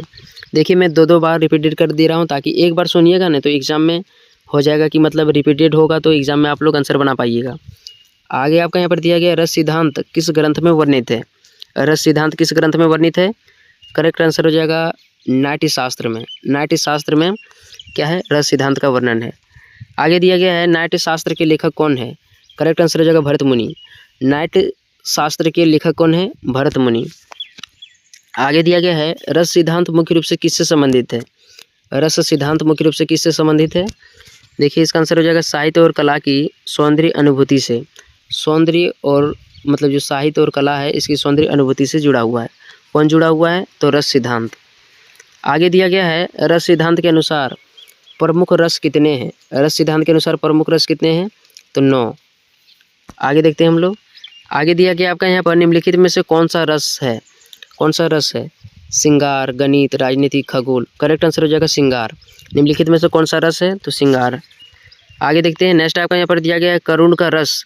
करुण रस किस भावना से संबंधित है, इसका आंसर हो जाएगा करुणा और दुख से। करुण रस किस भावना से संबंधित है, करुणा और दुख से। आगे दिया गया है वीर रस किस भावना को दर्शाता है, तो साहस और वीरता को। वीर रस किस भावना को दर्शाता है, साहस और वीरता को। आगे देखिए हास्य रस किससे संबंधित है। हास्य रस किससे संबंधित है, हंसी और विनोद से। हास्य रस किससे संबंधित है, हंसी और विनोद से। आगे दिया गया आपका यहाँ पर रस सिद्धांत का मुख्य उद्देश्य क्या है। रस सिद्धांत का मुख्य उद्देश्य क्या है, तो इसका आंसर हो जाएगा साहित्य और कला में भावनात्मक आनंद उत्पन्न करना। साहित्य और कला में भावनात्मक आनंद उत्पन्न करना रस सिद्धांत का मुख्य उद्देश्य है। नेक्स्ट आपका यहाँ पर दिया गया है रामायण के रचयिता कौन माने जाते हैं, तो इसका आंसर हो जाएगा वाल्मीकि। वाल्मीकि को रामायण का रचयिता माना जाता है। और जो व्यास जी है इन्होंने महाभारत की रचना की थी। नेक्स्ट आपका यहाँ पर दिया गया है महाभारत के रचयिता कौन है, तो इसका आंसर क्या हो जाएगा, वेद व्यास। महाभारत के रचयिता कौन है, वेद व्यास, ठीक है, ऑप्शन नंबर ए हो जाएगा, गड़बड़ा नहीं जाइएगा। आगे दिया गया आपका यहाँ पर महाभारत का सबसे महत्वपूर्ण उपदेशनात्मक ग्रंथ कौन सा है। महाभारत का सबसे महत्वपूर्ण उपदेशनात्मक ग्रंथ कौन सा है, तो भगवत गीता। आगे देखते हैं हम लोग यहाँ पर, नेक्स्ट आपका यहाँ पर दिया गया है रामायण का मुख्य पात्र कौन सा है, मतलब जो करेक्टर होता है, ठीक है। Who is the main character of the Ramayana. Ramayana में महत्वपूर्ण जो करेक्टर है क्या है, तो राम है, भगवान राम जी। आगे हम लोग देखते हैं, नेक्स्ट आपका यहाँ पर दिया गया है महाभारत का युद्ध किस स्थान पर हुआ था। महाभारत का युद्ध किस स्थान पर हुआ था, कुरुक्षेत्र में। आगे देखते हैं, नेक्स्ट आपका यहाँ पर दिया गया है रामायण किस प्रकार का ग्रंथ है, तो एक प्रकार से महाकाव्य है। जो रामायण है एक प्रकार से क्या है, महाकाव्य है। आगे देखते हैं महाभारत को किस नाम से जाना जाता है, तो इसका आंसर हो जाएगा पंचम वेद। महाभारत को किस नाम से जाना जाता है, पंचम वेद के नाम से जाना जाता है। आगे दिया गया है रामायण में राम की पत्नी कौन थी, तो सीता थी। क्या थी, सीता। इस तरह से क्वेश्चन आएगा तो रगड़ दीजिएगा, ठीक है। आगे दिया गया आपका यहाँ पर महाभारत में अर्जुन के सारथी कौन थे, तो भगवान श्री कृष्ण। महाभारत में अर्जुन के सारथी कौन थे, भगवान श्री कृष्ण। आगे देखते हैं रामायण और महाभारत का मुख्य उद्देश्य क्या था। रामायण और महाभारत का मुख्य उद्देश्य क्या था, तो इसका आंसर हो जाएगा नैतिक और सांस्कृतिक शिक्षा देना। नैतिक और सांस्कृतिक शिक्षा देना रामायण और महाभारत का मुख्य उद्देश्य है। आगे देखते हैं हम लोग, नेक्स्ट आपका यहाँ पर दिया गया भक्ति आंदोलन का मुख्य उद्देश्य क्या था। भक्ति आंदोलन का मुख्य उद्देश्य क्या था, ईश्वर के प्रति भक्ति और समानता का प्रसार करना भक्ति आंदोलन का मुख्य उद्देश्य था। आगे आपके यहाँ पर दिया गया है, निम्नलिखित में कौन भक्ति आंदोलन के प्रमुख संत हैं? निम्नलिखित में कौन भक्ति आंदोलन के प्रमुख संत हैं? करेक्ट आंसर हो जाएगा कबीर। निम्नलिखित में कौन भक्ति आंदोलन के प्रमुख संत थे? तो कबीर थे। आगे देखते हैं, आगे दिया गया आपका यहाँ पर सूफी आंदोलन मुख्य रूप से किससे संबंधित था? इसका आंसर क्या हो जाएगा? आध्यात्मिक प्रेम और ईश्वर भक्ति से। नेक्स्ट आपका यहाँ पर दिया गया है, निम्नलिखित में कौन सूफी संत हैं? आपको यहाँ पर बताना है कौन सूफी संत था। तो इसका आंसर यही हो जाएगा option number A, Khwaja Moinuddin Chishti. Khwaja Moinuddin Chishti सूफी संत हैं। ठीक है, आगे आपका यहाँ पर दिया गया है, भक्ति साहित्य मुख्य रूप से किस भाषा में लिखा गया है? तो इसका आंसर हो जाएगा क्षेत्रीय भाषाओं में। भक्ति साहित्य मुख्य रूप से किस भाषा में लिखा गया है? क्षेत्रीय भाषाओं में। नेक्स्ट आपका यहाँ पर प्रश्न बनेगा, कबीर की रचनाएं किस भाषा में मिलती है? कबीर की रचना किस भाषा में मिलती है? तो हिंदी में, हिंदी या खड़ी बोली में। ठीक है, आगे आपका यहाँ पर दिया गया है, सूफी साहित्य का मुख्य विषय क्या था? सूफी साहित्य का मुख्य विषय क्या था? प्रेम और आध्यात्मिकता। सूफी साहित्य का मुख्य विषय क्या था? प्रेम और आध्यात्मिकता। आगे देखते हैं, नेक्स्ट आपका यहाँ पर प्रश्न बनेगा, भक्ति आंदोलन ने भारतीय समाज पर क्या प्रभाव डाला? करेक्ट आंसर हो जाएगा सामाजिक समानता और धार्मिक सहिष्णुता। भक्ति आंदोलन ने भारतीय समाज पर क्या प्रभाव डाला? तो सामाजिक समानता और धार्मिक सहिष्णुता। आगे देखते हैं, नेक्स्ट आपका यहाँ पर प्रश्न बनेगा, प्राचीन भारतीय साहित्य का मुख्य उद्देश्य क्या था? इसका आंसर हो जाएगा नैतिक और आध्यात्मिक शिक्षा देना। प्राचीन भारतीय साहित्य का मुख्य उद्देश्य क्या था? नैतिक और आध्यात्मिक शिक्षा देना। अगला क्वेश्चन दिया गया है, भारतीय साहित्य में रामायण और महाभारत का महत्व क्या है? भारतीय साहित्य में रामायण और महाभारत का महत्व क्या है? तो इसका आंसर हो जाएगा नैतिक मूल्यों और आदर्श जीवन का मार्गदर्शन। नैतिक मूल्यों और आदर्श जीवन का मार्गदर्शन करना रामायण और महाभारत का मुख्य उद्देश्य रहा है। आगे आपका यहाँ पर दिया गया है, प्राचीन भारतीय साहित्य का मुख्य उद्देश्य क्या था? प्राचीन भारतीय साहित्य का मुख्य उद्देश्य क्या था? तो इसका आंसर हो जाएगा नैतिक और आध्यात्मिक शिक्षा देना। बस उद्देश्य रहेगा तो ऑप्शन देख लेना है कि क्या रहेगा। सो ठीक है, 4 ठो रहेगा, ज़्यादा रहेगा नैतिक और आध्यात्मिक शिक्षा देना। ठीक है, आगे आपका यहाँ पर दिया गया है, रामायण में हमें कौन सा नैतिक आदर्श सिखाती है? तो सत्य और कर्तव्य पालन। रामायण हमें कौन सा नैतिक आदर्श सिखाती है? तो सत्य और आदर्श पालन करना। आगे देखते हैं, अगला क्वेश्चन आपका यहाँ पर बनेगा, महाभारत में किस ग्रंथ के माध्यम से नैतिक शिक्षा दी गई? महाभारत में किस ग्रंथ के माध्यम से नैतिक शिक्षा दी गई? आंसर हो जाएगा भगवत गीता। आगे देखते हैं, अगला क्वेश्चन आपका यहाँ पर दिया गया है, भगवत गीता का मुख्य संदेश क्या है? तो आंसर हो जाएगा कर्म योग और धर्म का पालन। भगवत गीता का मुख्य संदेश क्या है? कर्म योग और धर्म का पालन। नेक्स्ट आपका यहाँ पर दिया गया, पंचतंत्र की कहानियाँ किस उद्देश्य से लिखी गई है? तो इसका आंसर हो जाएगा नैतिक शिक्षा के उद्देश्य से पंचतंत्र की कहानियाँ लिखी गई है। देखिए, पंचतंत्र विष्णु शर्मा के द्वारा लिखा गया है। साथ ही साथ जितने भी आप लोगों का मतलब टॉपिक बचा हुआ है, एग्ज़ाम बचा हुआ है, सभी का मतलब ज्ञान सागर ऐप में, ठीक है, PDF पहले से डाउनलोड है। आप लोग ज्ञान सागर ऐप को डाउनलोड कर लीजिएगा। कहाँ मिलेगा ज्ञान सागर ऐप? तो प्ले स्टोर में मिलेगा, 60 रुपया लगेगा। ठीक है, तो गड़बड़ाना नहीं है, जल्दी से आप लोग डाउनलोड कर लीजिए। आप लोगों का मतलब इस चैनल में ही सपोर्ट मिलेगा, और कहाँ दूसरा चैनल में कहाँ पढ़ाता ढंग से। आगे आपका यहाँ पर दिया गया है, हितोपदेश किस प्रकार का ग्रंथ है? हितोपदेश किस प्रकार का ग्रंथ है? करेक्ट आंसर हो जाएगा नैतिक शिक्षा की कहानियाँ। हितोपदेश किस प्रकार का ग्रंथ है? तो नैतिक शिक्षा की इसमें कहानियाँ बताई गई है। आगे दिया गया है, प्राचीन भारतीय साहित्य में धर्म का क्या अर्थ है? प्राचीन भारतीय साहित्य में धर्म का क्या अर्थ है? तो आंसर हो जाएगा कर्तव्य और नैतिक आचरण। बस ऑप्शन देखना और मारना है। आगे दिया गया है, रामायण और महाभारत किस प्रकार के साहित्य हैं? आंसर इसका हो जाएगा महाकाव्य। रामायण और महाभारत किस प्रकार के साहित्य हैं? तो एक प्रकार से महाकाव्य है। आगे दिया गया है, प्राचीन भारतीय साहित्य में आदर्श राजा का उदाहरण कौन है? तो राम। प्राचीन भारतीय साहित्य में आदर्श राजा का उदाहरण कौन है? भगवान राम। आगे दिया गया आपका यहाँ पर, प्राचीन भारतीय साहित्य का समाज पर क्या प्रभाव पड़ा? तो इसका आंसर हो जाएगा नैतिक मूल्यों और आदर्श जीवन का मार्गदर्शन। मतलब जो भी प्राचीन भारतीय साहित्य है, जो भी प्राचीन भारतीय समाज है, उसके आधार पर हम लोगों का नैतिक मूल्य और आदर्श जीवन आधारित होता है, मार्गदर्शन इससे हम लोग लेते हैं। साथ ही साथ मेरा सेकंड चैनल नीड स्टडी है, इसको भी आप लोग सब्सक्राइब कर लीजिएगा। ठीक है, नेक्स्ट सब्जेक्ट जल्द ही अपलोड होगा और उसमें भयानक तैयारी कराया जाएगा। मिलते अगली वीडियो में, तब तक के लिए धन्यवाद। इस वीडियो में हम लोग सेमेस्टर 1 सेशन 2025 से 29 वालों का IKS इंडियन नॉलेज सिस्टम का क्या करेंगे, हम लोग यहाँ पर यूनिट 4 करेंगे, पार्ट 4 हम लोग देखने वाले हैं। फर्स्ट प्रश्न आपको यहाँ पर दिया गया है, प्राचीन भारत में शिक्षा का प्रमुख स्वरूप क्या था? प्राचीन भारत में शिक्षा का प्रमुख स्वरूप क्या था? इसका आंसर हो जाएगा ऑप्शन नंबर ए, गुरुकुल प्रणाली। यहाँ पर जितना भी क्वेश्चन बताएंगे ज़्यादातर आप लोगों को ध्यान देना है option number A. Option number A correct answer होगा। ठीक है, तो प्राचीन भारत में शिक्षा का प्रमुख स्वरूप क्या था? गुरुकुल प्रणाली। आगे देखते हैं हम लोग। नेक्स्ट आपका यहाँ पर दिया गया है, गुरुकुल प्रणाली में विद्यार्थी कहाँ रहते थे? करेक्ट आंसर हो जाएगा गुरु के आश्रम में। एक आश्रम बना होता था जहाँ पर गुरु और शिष्य दोनों एक साथ रहा करते थे। तो गुरुकुल प्रणाली में विद्यार्थी कहाँ रहते थे? गुरु के आश्रम में। आगे देखते हैं। नेक्स्ट आपका यहाँ पर दिया गया है, नालंदा विश्वविद्यालय कहाँ स्थित था? नालंदा विश्वविद्यालय कहाँ स्थित था? तो बिहार में, या फिर बिहार में स्थित है। आगे देखते हैं। नेक्स्ट आपका यहाँ पर दिया गया है, तक्षशिला विश्वविद्यालय किस देश में अवस्थित था? तक्षशिला विश्वविद्यालय किस देश में अवस्थित था? तो इसका आंसर हो जाएगा option number B, Pakistan. Pakistan में तक्षशिला विश्वविद्यालय स्थित है। आगे देखते हैं। आगे आपका यहाँ दिया गया है, नालंदा विश्वविद्यालय किस विषय के अध्ययन के लिए प्रसिद्ध था? नालंदा विश्वविद्यालय किस विषय के अध्ययन के लिए प्रसिद्ध था? करेक्ट आंसर हो जाएगा बौद्ध अध्ययन के लिए। आगे देखते हैं हम लोग। नेक्स्ट आपका यहाँ पर दिया गया है, गुरुकुल प्रणाली में शिक्षा का मुख्य उद्देश्य क्या था? गुरुकुल प्रणाली में शिक्षा का मुख्य उद्देश्य क्या था? तो ऑप्शन नंबर ए, चरित्र निर्माण। गुरुकुल प्रणाली में शिक्षा का मुख्य उद्देश्य क्या था? चरित्र निर्माण। आगे देखते हैं। नेक्स्ट आपका यहाँ पर दिया गया है, प्राचीन भारत का प्रसिद्ध शिक्षा केंद्र कौन था?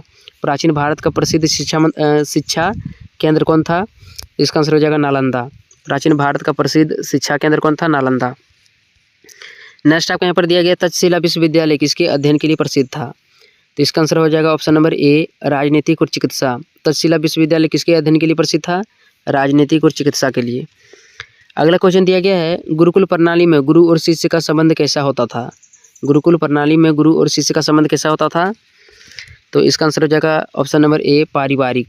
गुरु और शिष्य का संबंध कैसा होता था? पारिवारिक होता था। एक ही आश्रम में रहते थे, खाते पीते रहते थे, मतलब खाते पीते थे, एक साथ रहते थे, काम करते थे। ठीक है, ये सभी तो एक परिवार की तरह रहते थे गुरु और शिष्य। आगे आपको यहाँ पर दिया गया, प्राचीन भारत की शिक्षा प्रणाली किस पर आधारित थी? प्राचीन भारत की शिक्षा प्रणाली किस पर आधारित थी? आंसर हो जाएगा इसका गुरु शिष्य परंपरा पर। गुरु शिष्य परंपरा पर। आगे देखते हैं।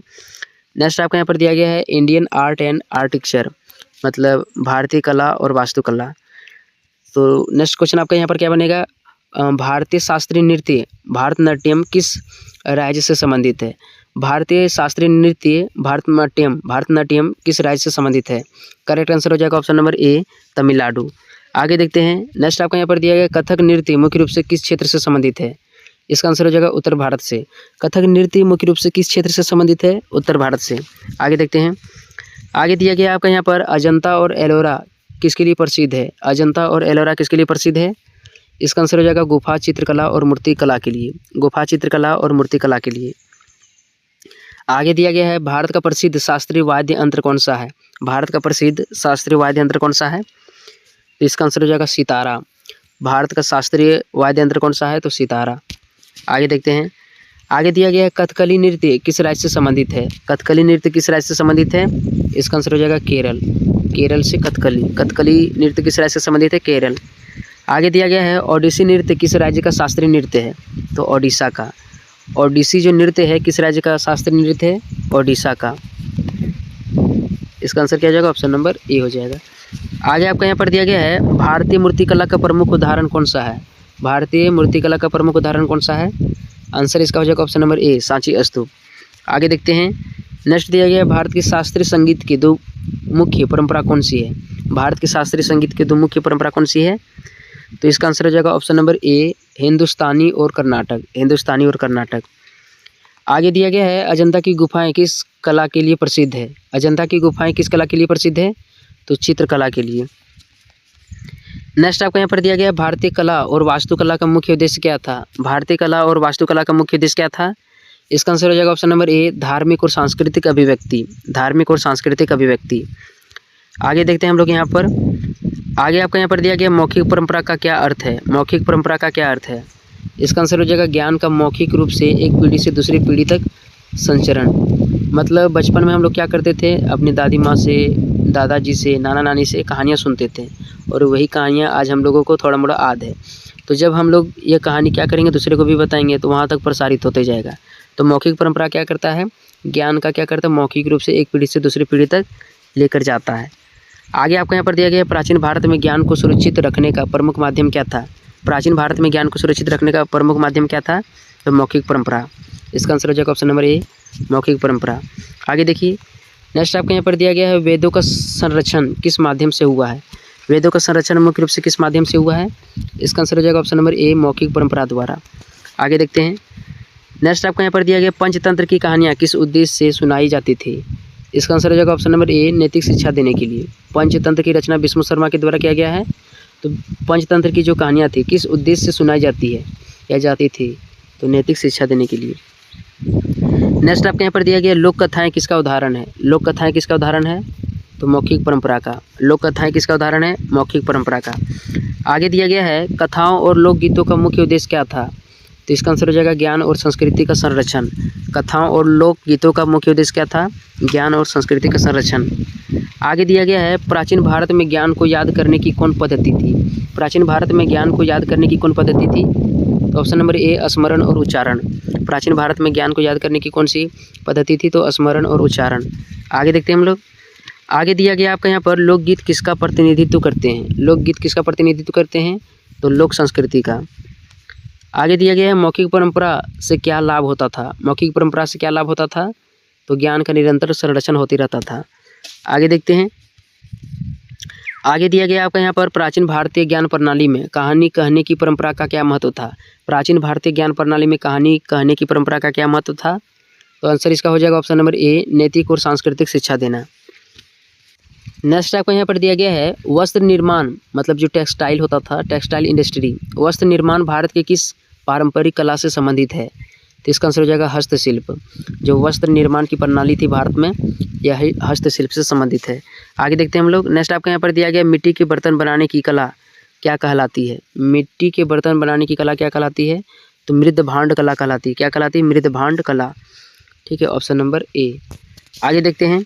आगे दिया गया आपका यहाँ पर धातु विज्ञान का संबंध किससे है। धातु विज्ञान का संबंध किससे है, तो इसका आंसर हो जाएगा धातुओं के निर्माण और उपयोग से। धातु विज्ञान का संबंध किससे है, धातुओं के निर्माण और उपयोग से। आगे देखिए। आगे आपका यहाँ पर दिया गया दिल्ली का लौह स्तंभ किसका उदाहरण है। तो इसका आंसर हो जाएगा प्राचीन धातु विज्ञान का। दिल्ली का लौह स्तंभ किसका उदाहरण है, तो प्राचीन धातु विज्ञान का। नेक्स्ट आपका यहाँ पर दिया गया है भारतीय हस्तकरघा किससे संबंधित है। इसका आंसर हो जाएगा ऑप्शन नंबर ए, वस्त्र निर्माण। भारतीय हस्तकरघा किससे संबंधित है, तो वस्त्र निर्माण से। आगे दिया गया आपका यहाँ पर प्राचीन भारत में कुम्हार किस कार्य से संबंधित था। तो मिट्टी के बर्तन बनाने से। जो कुम्हार होता है या मिट्टी का बर्तन बनाता है, मिट्टी का सामान बनाता है। आगे आपका यहाँ पर दिया गया है। नेक्स्ट आपका यहाँ पर दिया गया है भारतीय शिल्प ज्ञान का मुख्य स्रोत क्या था। इसका आंसर हो जाएगा पारंपरिक अनुभव और अभ्यास। भारतीय शिल्प ज्ञान का मुख्य स्रोत क्या था, तो पारंपरिक अनुभव और अभ्यास। आगे देखते हैं। नेक्स्ट दिया गया है वस्त्र निर्माण की प्रसिद्ध भारतीय कला कौन सी है। वस्त्र निर्माण की प्रसिद्ध भारतीय कला कौन सी है, तो बनारसी शिल्प। बनारसी शिल्प क्या है, वस्त्र निर्माण की प्रसिद्ध भारतीय कला है। आगे आपका यहाँ पर दिया गया भारतीय शिल्प परंपरा का मुख्य उद्देश्य क्या था। भारतीय शिल्प परंपरा का मुख्य उद्देश्य क्या था, इसका आंसर हो जाएगा उपयोगी और सुंदर वस्तुएं बनाना। उपयोगी और सुंदर वस्तुएं बनाना। नेक्स्ट दिया गया है पारंपरिक शिल्प ज्ञान किस प्रकार आगे बढ़ता है। तो इसका आंसर हो जाएगा पीढ़ी दर पीढ़ी। पारंपरिक शिल्प ज्ञान किस प्रकार आगे बढ़ता है, तो पीढ़ी दर पीढ़ी आगे बढ़ता है। अब हम लोग यहाँ पर रोल ऑफ वोमेन इन क्या लिखा है, role of women in knowledge transmission, मतलब ज्ञान के प्रसार में महिलाओं की क्या भूमिका रही है, इसको देखेंगे। जैसे फर्स्ट दिया गया आपका यहाँ पर प्राचीन भारत में महिलाओं की शिक्षा का उदाहरण कौन सा है। गार्गी, चाणक्य, पाणिनि, आर्यभट्ट। इसका आंसर क्या हो जाएगा, गार्गी। प्राचीन भारत में महिलाओं की शिक्षा का जो उदाहरण है क्या है, गार्गी है। आगे देखते हैं। आगे आपका यहाँ पर दिया गया वैदिक काल की प्रसिद्ध विदुषी कौन सी थी। वैदिक काल की प्रसिद्ध जो विदुषी थी ये कौन थी, तो मैत्रेयी थी। विदुषी महिला कौन सी थी, तो मैत्रेयी। आगे देख लेते हैं हम लोग। आगे आपके यहाँ पर दिया गया है प्राचीन भारत में महिलाएं ज्ञान प्रसार के लिए कैसे योगदान देती थी। तो आंसर हो जाएगा शिक्षा और परंपराओं के माध्यम से। प्राचीन भारत में महिलाएं ज्ञान के प्रसार में कैसे योगदान देती थी, शिक्षा और परंपराओं के माध्यम से। आगे दिया गया है गार्गी किस ग्रंथ में उल्लिखित है। गार्गी किस ग्रंथ में उल्लिखित है, तो उपनिषद में। नेक्स्ट है मैत्रेयी किससे संबंधित थी। मैत्रेयी किससे संबंधित थी, तो वैदिक दर्शन से। मैत्रेयी किससे संबंधित थी, वैदिक दर्शन से। आगे दिया गया है भारतीय परंपराओं में माताओं की भूमिका क्या थी। तो बच्चों को नैतिक शिक्षा देना। भारतीय परंपराओं में माताओं की क्या भूमिका थी, बच्चों को नैतिक शिक्षा देना। आगे दिया गया है प्राचीन भारतीय समाज में महिलाओं का ज्ञान प्रसार किस माध्यम से होता था। प्राचीन भारतीय समाज में महिलाओं का ज्ञान प्रसार किस माध्यम से होता था? परिवार और परंपरा के माध्यम से। नेक्स्ट आपके यहाँ पर दिया गया है भारतीय ज्ञान परंपरा में महिलाओं की भूमिका क्या थी? भारतीय ज्ञान परंपरा में महिलाओं की क्या भूमिका थी? तो संस्कृति और ज्ञान का संरक्षण करना, संस्कृति और ज्ञान का संरक्षण करना जो महिलाएं थी, ठीक है, प्राचीन भारत में करती थी। आगे दिया गया आपका यहाँ पर वैदिक काल में महिलाओं को क्या कहा जाता था? वैदिक काल में महिलाओं को क्या कहा जाता था? तो ब्रह्मवादिनी कहा जाता था। महिलाओं को क्या कहा जाता था? ब्रह्मवादिनी। नेक्स्ट आपका यहाँ पर दिया गया भारतीय ज्ञान परंपरा में महिलाओं का योगदान किस क्षेत्र में था? भारतीय ज्ञान परंपरा में महिलाओं का योगदान किस क्षेत्र में था? तो इसका आंसर क्या हो जाएगा? इसका आंसर हो जाएगा ऑप्शन नंबर ए, शिक्षा और दर्शन के क्षेत्र में। भारतीय ज्ञान परंपरा में महिलाओं का योगदान किस क्षेत्र में था? शिक्षा और दर्शन के क्षेत्र में। अब हम लोग यहाँ पर गुरु शिष्य परंपरा लिखा हुआ है। अब नेक्स्ट आपका क्या दिया हुआ है? गुरु शिष्य परंपरा। इसको देखते हैं। फर्स्ट क्वेश्चन आपका क्या बनेगा, मतलब जो नेक्स्ट क्वेश्चन आपका बनेगा यहाँ पर बनेगा गुरु शिष्य परंपरा का मुख्य आधार क्या है? गुरु शिष्य परंपरा का मुख्य आधार क्या है? ज्ञान का प्रत्यक्ष हस्तांतरण। आगे देखते हैं। अगला क्वेश्चन आपका यहाँ पर दिया गया है गुरु शिष्य परंपरा में गुरु की क्या भूमिका होती है? तो इसका आंसर हो जाएगा ज्ञान और मार्गदर्शन देना। गुरु शिष्य परंपरा में गुरु की क्या भूमिका होती है? ज्ञान और मार्गदर्शन देना। आगे दिया गया है शिष्य का मुख्य कर्तव्य क्या होता है? शिष्य का मुख्य कर्तव्य क्या होता है? गुरु का सम्मान और ज्ञान ग्रहण करना। शिष्य का प्रमुख कर्तव्य क्या होता है? गुरु का सम्मान और ज्ञान ग्रहण करना। आगे दिया गया है गुरु शिष्य परंपरा मुख्य रूप से किस क्षेत्र से प्रसिद्ध रही है? फिर से देखिए, गुरु शिष्य परंपरा मुख्य रूप से किस क्षेत्र में प्रसिद्ध रही है? तो इसका आंसर हो जाएगा संगीत और कला। संगीत और कला के क्षेत्र में गुरु शिष्य परंपरा जो है ज़्यादा देखने को मिलता है। आगे आपका यहाँ पर दिया गया है भारतीय शास्त्रीय संगीत में गुरु शिष्य परंपरा का क्या महत्व है? भारतीय शास्त्रीय संगीत में गुरु शिष्य परंपरा का क्या महत्व है? तो इसका आंसर हो जाएगा ज्ञान और कला का संरक्षण। आगे दिया गया है गुरु शिष्य परंपरा का उद्देश्य क्या है? गुरु शिष्य परंपरा का क्या उद्देश्य है? तो इसका आंसर हो जाएगा ज्ञान और संस्कृति का संरक्षण। बस उसी तरह से दिया गया है, ज़्यादा मतलब पढ़ना नहीं, एक बार सुन लेना आप लोगों को। एग्ज़ाम में आएगा तो बना लीजिएगा, ठीक है। देख लीजिएगा यहाँ पर ज़्यादा बार ऑप्शन एक ही बार रिपीटेड हो रहा है, लग रहा होगा आप लोगों को। आगे दिया गया है गुरु शिष्य परंपरा किस प्रकार की शिक्षा पद्धति है? तो पारंपरिक शिक्षा प्रणाली। गुरु शिष्य परंपरा किस प्रकार की शिक्षा पद्धति है? पारंपरिक शिक्षा प्रणाली। आगे दिया गया आपका यहाँ पर प्राचीन भारत में गुरु शिष्य परंपरा कहाँ प्रचलित थी? प्राचीन भारत में गुरु शिष्य परंपरा कहाँ प्रचलित थी? तो गुरुकुल में। आगे दिया गया आपका यहाँ पर गुरु शिष्य परंपरा का मुख्य उद्देश्य क्या था? गुरु शिष्य परंपरा का मुख्य उद्देश्य क्या था? ऑप्शन नंबर ए, ज्ञान का पीढ़ी दर पीढ़ी संचरण। गुरु शिष्य परंपरा का मुख्य उद्देश्य क्या था? ज्ञान का पीढ़ी दर पीढ़ी संचरण। आगे आपका यहाँ पर दिया गया है भारतीय ज्ञान परंपरा में गुरु शिष्य संबंध किस पर आधारित था? भारतीय ज्ञान परंपरा में गुरु शिष्य संबंध किस पर आधारित था? तो विश्वास और सम्मान पर। ऑप्शन नंबर ए इसका करेक्ट आंसर हो जाएगा। सेकंड चैनल को सब्सक्राइब करना नहीं भूलिएगा, नीड स्टडी, ठीक है। देखिए अभी मैं इसमें वीडियो डाल रहा हूँ इसलिए वहाँ पर वीडियो नहीं अपलोड कर पा रहे हैं, लेकिन जब भी नीड स्टडी में वीडियो अपलोड होगा, ठीक है, अच्छा ही कंटेंट अपलोड होगा, तो सब्सक्राइब कर लीजिएगा। मिलते हैं अगली वीडियो में, तब तक के लिए धन्यवाद।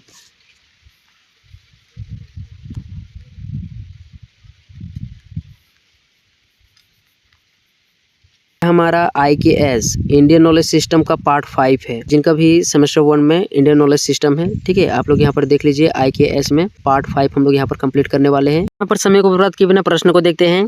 देखिए जितना भी हम लोग यहाँ पर प्रश्न देखेंगे उसका अधिकतर आंसर ऑप्शन नंबर ए है, तो जितना भी आंसर आप लोग देखना है ऑप्शन नंबर ए को देखना है। देखिए फर्स्ट प्रश्न आपका यहाँ पर दिया गया है भारतीय दर्शन में पुरुषार्थ कितने हैं? तो जो भारतीय दर्शन है इसमें मुख्य रूप से 4 पुरुषार्थ माने जाते हैं। पहला धर्म, अगला अर्थ हो जाएगा, नेक्स्ट आपका काम और नेक्स्ट है मौज। तो जो भारतीय दर्शन है इसमें मुख्य रूप से 4 पुरुषार्थ माने जाते हैं, धर्म, अर्थ, काम और मौज, ठीक है। इन सभी को याद कर लेना आप लोगों को। तो भारतीय दर्शन में पुरुषार्थ कितने माने जाते हैं? ऑप्शन नंबर ए 4। आगे देख लेते हैं हम लोग। आगे आपका यहाँ पर दिया गया निम्नलिखित में कौन पुरुषार्थ नहीं है? यहाँ देख लेना, जो मैंने आपको पहले बताया था। पहला दिया गया धर्म, नेक्स्ट है अर्थ, अगला दिया काम और डी नंबर में आपका योग। तो इसका आंसर क्या हो जाएगा? डी हो जाएगा, योग। योग पुरुषार्थ नहीं है। आगे देख लेते हैं हम लोग यहाँ पर। नेक्स्ट आपका यहाँ पर दिया गया धर्म का मुख्य अर्थ क्या है? धर्म का मुख्य अर्थ क्या होता है? तो ऑप्शन नंबर ए कर्तव्य और नैतिकता। धर्म का मुख्य अर्थ क्या है? कर्तव्य और नैतिकता। आगे देखते हैं। नेक्स्ट आपका यहाँ पर दिया गया है अर्थ पुरुषार्थ किससे संबंधित है? अर्थ पुरुषार्थ किससे संबंधित है? धन और समृद्धि से। अर्थ पुरुषार्थ किससे संबंधित है? धन और समृद्धि से। आगे दिया गया आपका यहाँ पर काम पुरुषार्थ किससे संबंधित है? काम पुरुषार्थ किससे संबंधित है?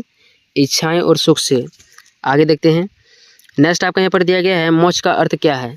तो जन्म मृत्यु के चक्र से मुक्ति। मोक्ष का अर्थ क्या है? जन्म मृत्यु के चक्र से मुक्ति। नेक्स्ट देखिए, भारतीय दर्शन, भारतीय जीवन दर्शन में पुरुषार्थों का क्या उद्देश्य है? भारतीय जीवन दर्शन में पुरुषार्थों का क्या उद्देश्य है? तो इसका आंसर हो जाएगा संतुलित जीवन जीना। संतुलित जीवन जीना। नेक्स्ट आपका यहाँ पर दिया गया है मोक्ष किस प्रकार का लक्ष्य है? मोक्ष किस प्रकार का लक्ष्य है? करेक्ट आंसर हो जाएगा आध्यात्मिक लक्ष्य। मोक्ष किस प्रकार का लक्ष्य है? आध्यात्मिक लक्ष्य। आगे दिया गया है धर्म अर्थ काम मोक्ष किससे संबंधित है? तो जीवन के 4 उद्देश्य हैं। जीवन के 4 उद्देश्य हैं, धर्म अर्थ काम मोक्ष। ठीक है, ये 4 पुरुषार्थ है। आगे दिया गया आपका यहाँ पर पुरुषार्थ की अवधारणा किस दर्शन से जुड़ी हुई है? पुरुषार्थ की अवधारणा किस दर्शन से जुड़ी हुई है? ऑप्शन नंबर ए, भारतीय दर्शन से। आगे आपका यहाँ पर दिया हुआ है, नेक्स्ट देखते हैं हम लोग। अगला क्वेश्चन आपका यहाँ पर दिया गया, भारतीय संस्कृति में प्रकृति को किस रूप में देखा जाता है? भारतीय संस्कृति में प्रकृति को किस रूप में देखा जाता है? तो इसका आंसर हो जाएगा माता के रूप में। जो प्रकृति है इसको हम लोग माता के रूप में देखते हैं। ठीक है, आगे हमारा यहाँ पर दिया गया है प्रकृति माता की अवधारणा किससे संबंधित है? प्रकृति बोल देते हैं यार, पृथ्वी माता की अवधारणा, पृथ्वी माता, इसकी अवधारणा किससे संबंधित है? तो इसका आंसर हो जाएगा प्रकृति के समान से। आगे देखते हैं हम लोग। आगे आपका यहाँ पर दिया गया है भारतीय परंपरा में कौन वृक्ष पवित्र माना जाता है? भारतीय परंपरा में कौन सा वृक्ष पवित्र माना जाता है? तो पीपल, नीम, आम, बांस। करेक्ट आंसर क्या हो जाएगा? पीपल। ठीक है, आगे देख लेते हैं हम लोग। नेक्स्ट आपका यहाँ पर दिया गया है चिपको आंदोलन किससे संबंधित था? चिपको आंदोलन किससे संबंधित था? तो पर्यावरण संरक्षण से। चिपको आंदोलन उत्तराखंड के चमोली जिले में हुआ था। कब हुआ था? 1973 में हुआ था। और जो इसके प्रवर्तक थे सुंदरलाल बहुगुणा थे। कौन थे? सुंदरलाल बहुगुणा। ध्यान रखना आप लोगों को। ठीक है, चिपको आंदोलन के प्रणेता कौन थे? सुंदरलाल बहुगुणा। चिपको आंदोलन किससे संबंधित था? पर्यावरण संरक्षण से। आगे आपको यहाँ पर दिया गया है भारतीय संस्कृति में नदियों को किस रूप में पूजा जाता है? तो देवी के रूप में। भारतीय संस्कृति में नदियों को किस रूप में माना जाता है? तो देवी के रूप में माना जाता है या फिर पूजा जाता है। आगे आपको यहाँ पर दिया गया है प्रकृति पूजा का मुख्य उद्देश्य क्या है? प्रकृति पूजा का मुख्य उद्देश्य क्या है? तो इसका आंसर हो जाएगा प्रकृति का संरक्षण। प्रकृति पूजा का मुख्य उद्देश्य क्या है? प्रकृति का संरक्षण करना। नेक्स्ट आपका यहाँ पर दिया गया है भारतीय जीवन शैली में सतत विकास का क्या आधार है? भारतीय जीवन शैली में सतत विकास का क्या आधार है? प्रकृति के साथ संतुलन बनाए रखना। भारतीय जीवन शैली में सतत विकास का क्या आधार है? प्रकृति के साथ संतुलन बनाना। आगे देखते हैं। नेक्स्ट दिया गया है वन महोत्सव किससे संबंधित है? वन महोत्सव किससे संबंधित है? तो वृक्षारोपण से। नेक्स्ट क्वेश्चन आपका यहाँ पर बनेगा भारतीय संस्कृति में गाय को क्यों महत्वपूर्ण माना जाता है? पर्यावरण कृषि में उपयोगिता के दृष्टिकोण से जो गाय है, ठीक है, इसको महत्वपूर्ण माना जाता है।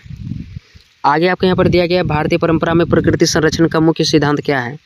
इसका आंसर क्या हो जाएगा? प्रकृति के साथ सामंजस्य। भारतीय परंपरा में प्रकृति संरक्षण का मुख्य सिद्धांत क्या है? प्रकृति के साथ सामंजस्य, मतलब प्रकृति को ध्यान में रख करके आगे बढ़ना है।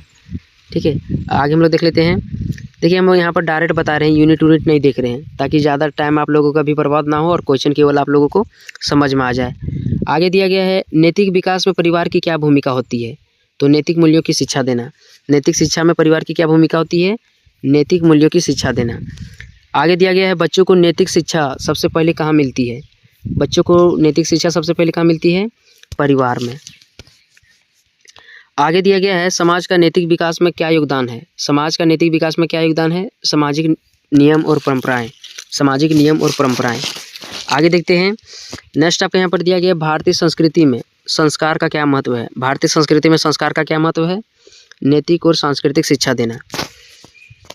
आगे दिया गया आपका यहाँ पर बच्चों के चरित्र निर्माण में किसका सबसे अधिक प्रभाव होता है? बच्चों के चरित्र निर्माण में किसका सबसे अधिक प्रभाव होता है? तो माता पिता का।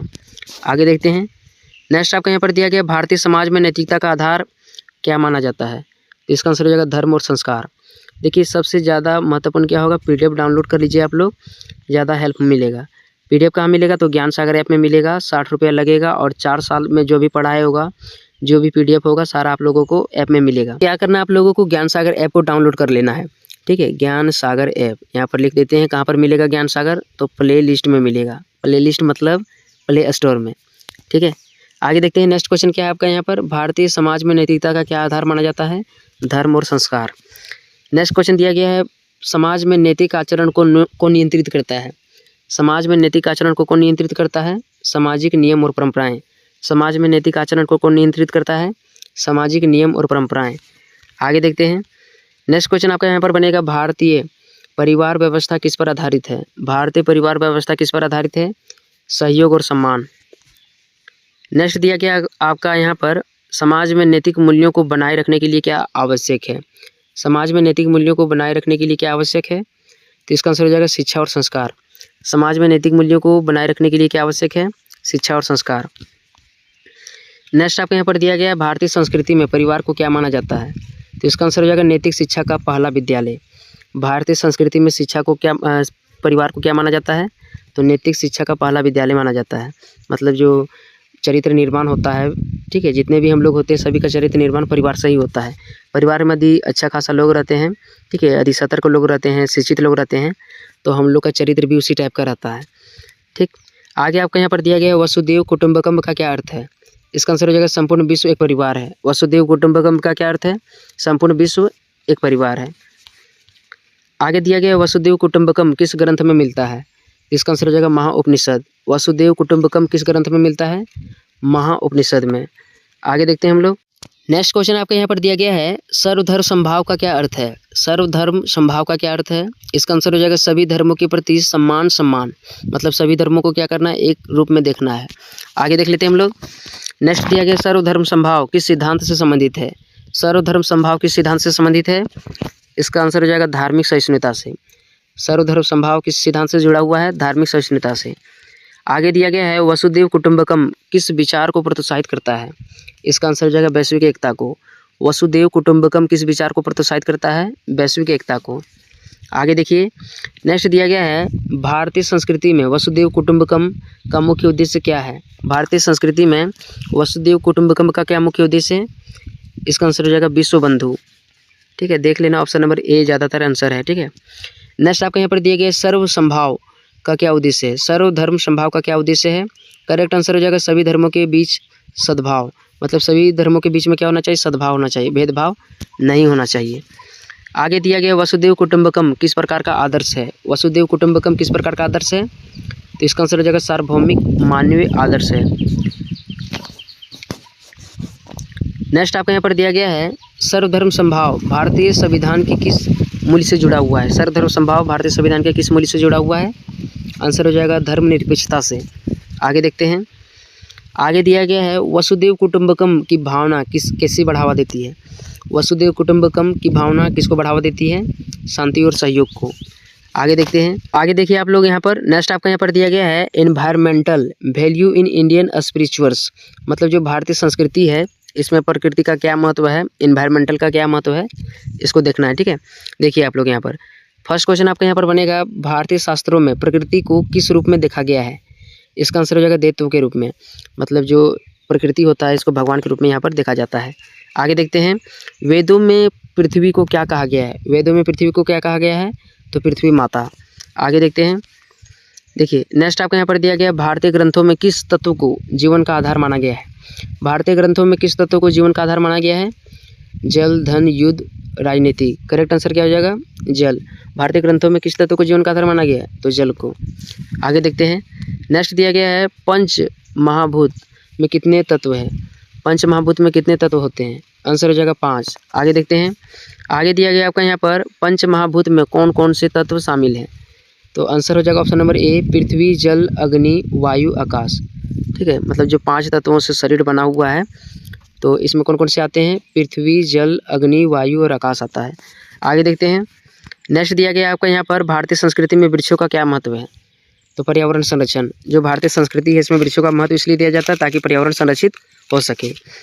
आगे दिया गया है, भारतीय ग्रंथों में नदियों को किस रूप में पूजा जाता है, आंसर हो जाएगा देवी के रूप में। भारतीय ग्रंथों में नदियों को किस रूप में पूजा जाता है, देवी के रूप में। आगे दिया गया आपको यहाँ पर, भारतीय शास्त्रों में पर्यावरण संरक्षण का मुख्य सिद्धांत क्या है। भारतीय शास्त्रों में पर्यावरण संरक्षण का मुख्य सिद्धांत क्या है, आंसर हो जाएगा प्रकृति के साथ सामंजस्य। जो भी पर्यावरण संरक्षण होता है, ठीक है, जो भी हमारा भारतीय संस्कृति होता है, जो शास्त्र है, इसमें प्रकृति के साथ सामंजस्य बनाए रखने का काम किया जाता है। आगे आपके यहाँ पर दिया गया भारतीय संस्कृति में वन का क्या महत्व है। इसका आंसर हो जाएगा जीवन और पर्यावरण का संरक्षण। भारतीय संस्कृति में वन का क्या महत्व है, तो आंसर क्या हो जाएगा जीवन और पर्यावरण का संरक्षण। आगे देखते हैं। नेक्स्ट आपका यहाँ पर दिया गया भारतीय शास्त्रों का पर्यावरण के प्रति मुख्य संदेश क्या है। भारतीय शास्त्रों का पर्यावरण के प्रति मुख्य संदेश क्या है, आंसर इसका हो जाएगा प्रकृति की रक्षा और संतुलन। अब हम लोग यहाँ पर देखते हैं relevance of Indian ethics in present day challenges, मतलब वर्तमान समय में कौन कौन से चैलेंजेस हैं। ठीक है, भारतीय जो भी हमारा इतिहास है इसको लेकर के, भारतीय संस्कृति परंपरा को लेकर के। यहाँ पर आपका यहाँ दिया गया वर्तमान समय में भारतीय नैतिक मूल्यों का मुख्य महत्व क्या है, आंसर हो जाएगा सामाजिक समरसता और शांत बोलते हैं। वर्तमान समय में भारतीय नैतिक मूल्यों का महत्व क्या है, तो सामाजिक समरसता और शांति है। आगे दिया गया है अहिंसा का सिद्धांत किससे संबंधित है। अहिंसा का सिद्धांत किससे संबंधित है, आंसर हो जाएगा ऑप्शन नंबर ए हिंसा का त्याग। अहिंसा का सिद्धांत किससे संबंधित है, हिंसा के त्याग से। आगे दिया गया है भारतीय नैतिकता का मुख्य आधार क्या है, तो इसका आंसर हो जाएगा धर्म और कर्तव्य। भारतीय नैतिकता का मुख्य आधार क्या है, धर्म और कर्तव्य। नेक्स्ट दिया गया है भारतीय दर्शन में सत्य का क्या महत्व है, इसका आंसर हो जाएगा सर्वोच्च नैतिक मूल्य। भारतीय दर्शन में सत्य का क्या महत्व है, तो सर्वोच्च नैतिक मूल्य है। ठीक है, आगे देख लेते हैं हम लोग। नेक्स्ट आपका यहाँ पर दिया गया है महात्मा गांधी ने किस सिद्धांत पर विशेष बल दिया, तो सत्य और अहिंसा पर। महात्मा गांधी ने किस सिद्धांत पर विशेष बल दिया, सत्य और अहिंसा पर। आगे दिया गया है आधुनिक समाज में भारतीय नैतिकता किस समस्या के समाधान में सहायक है, तो सामाजिक संघर्ष।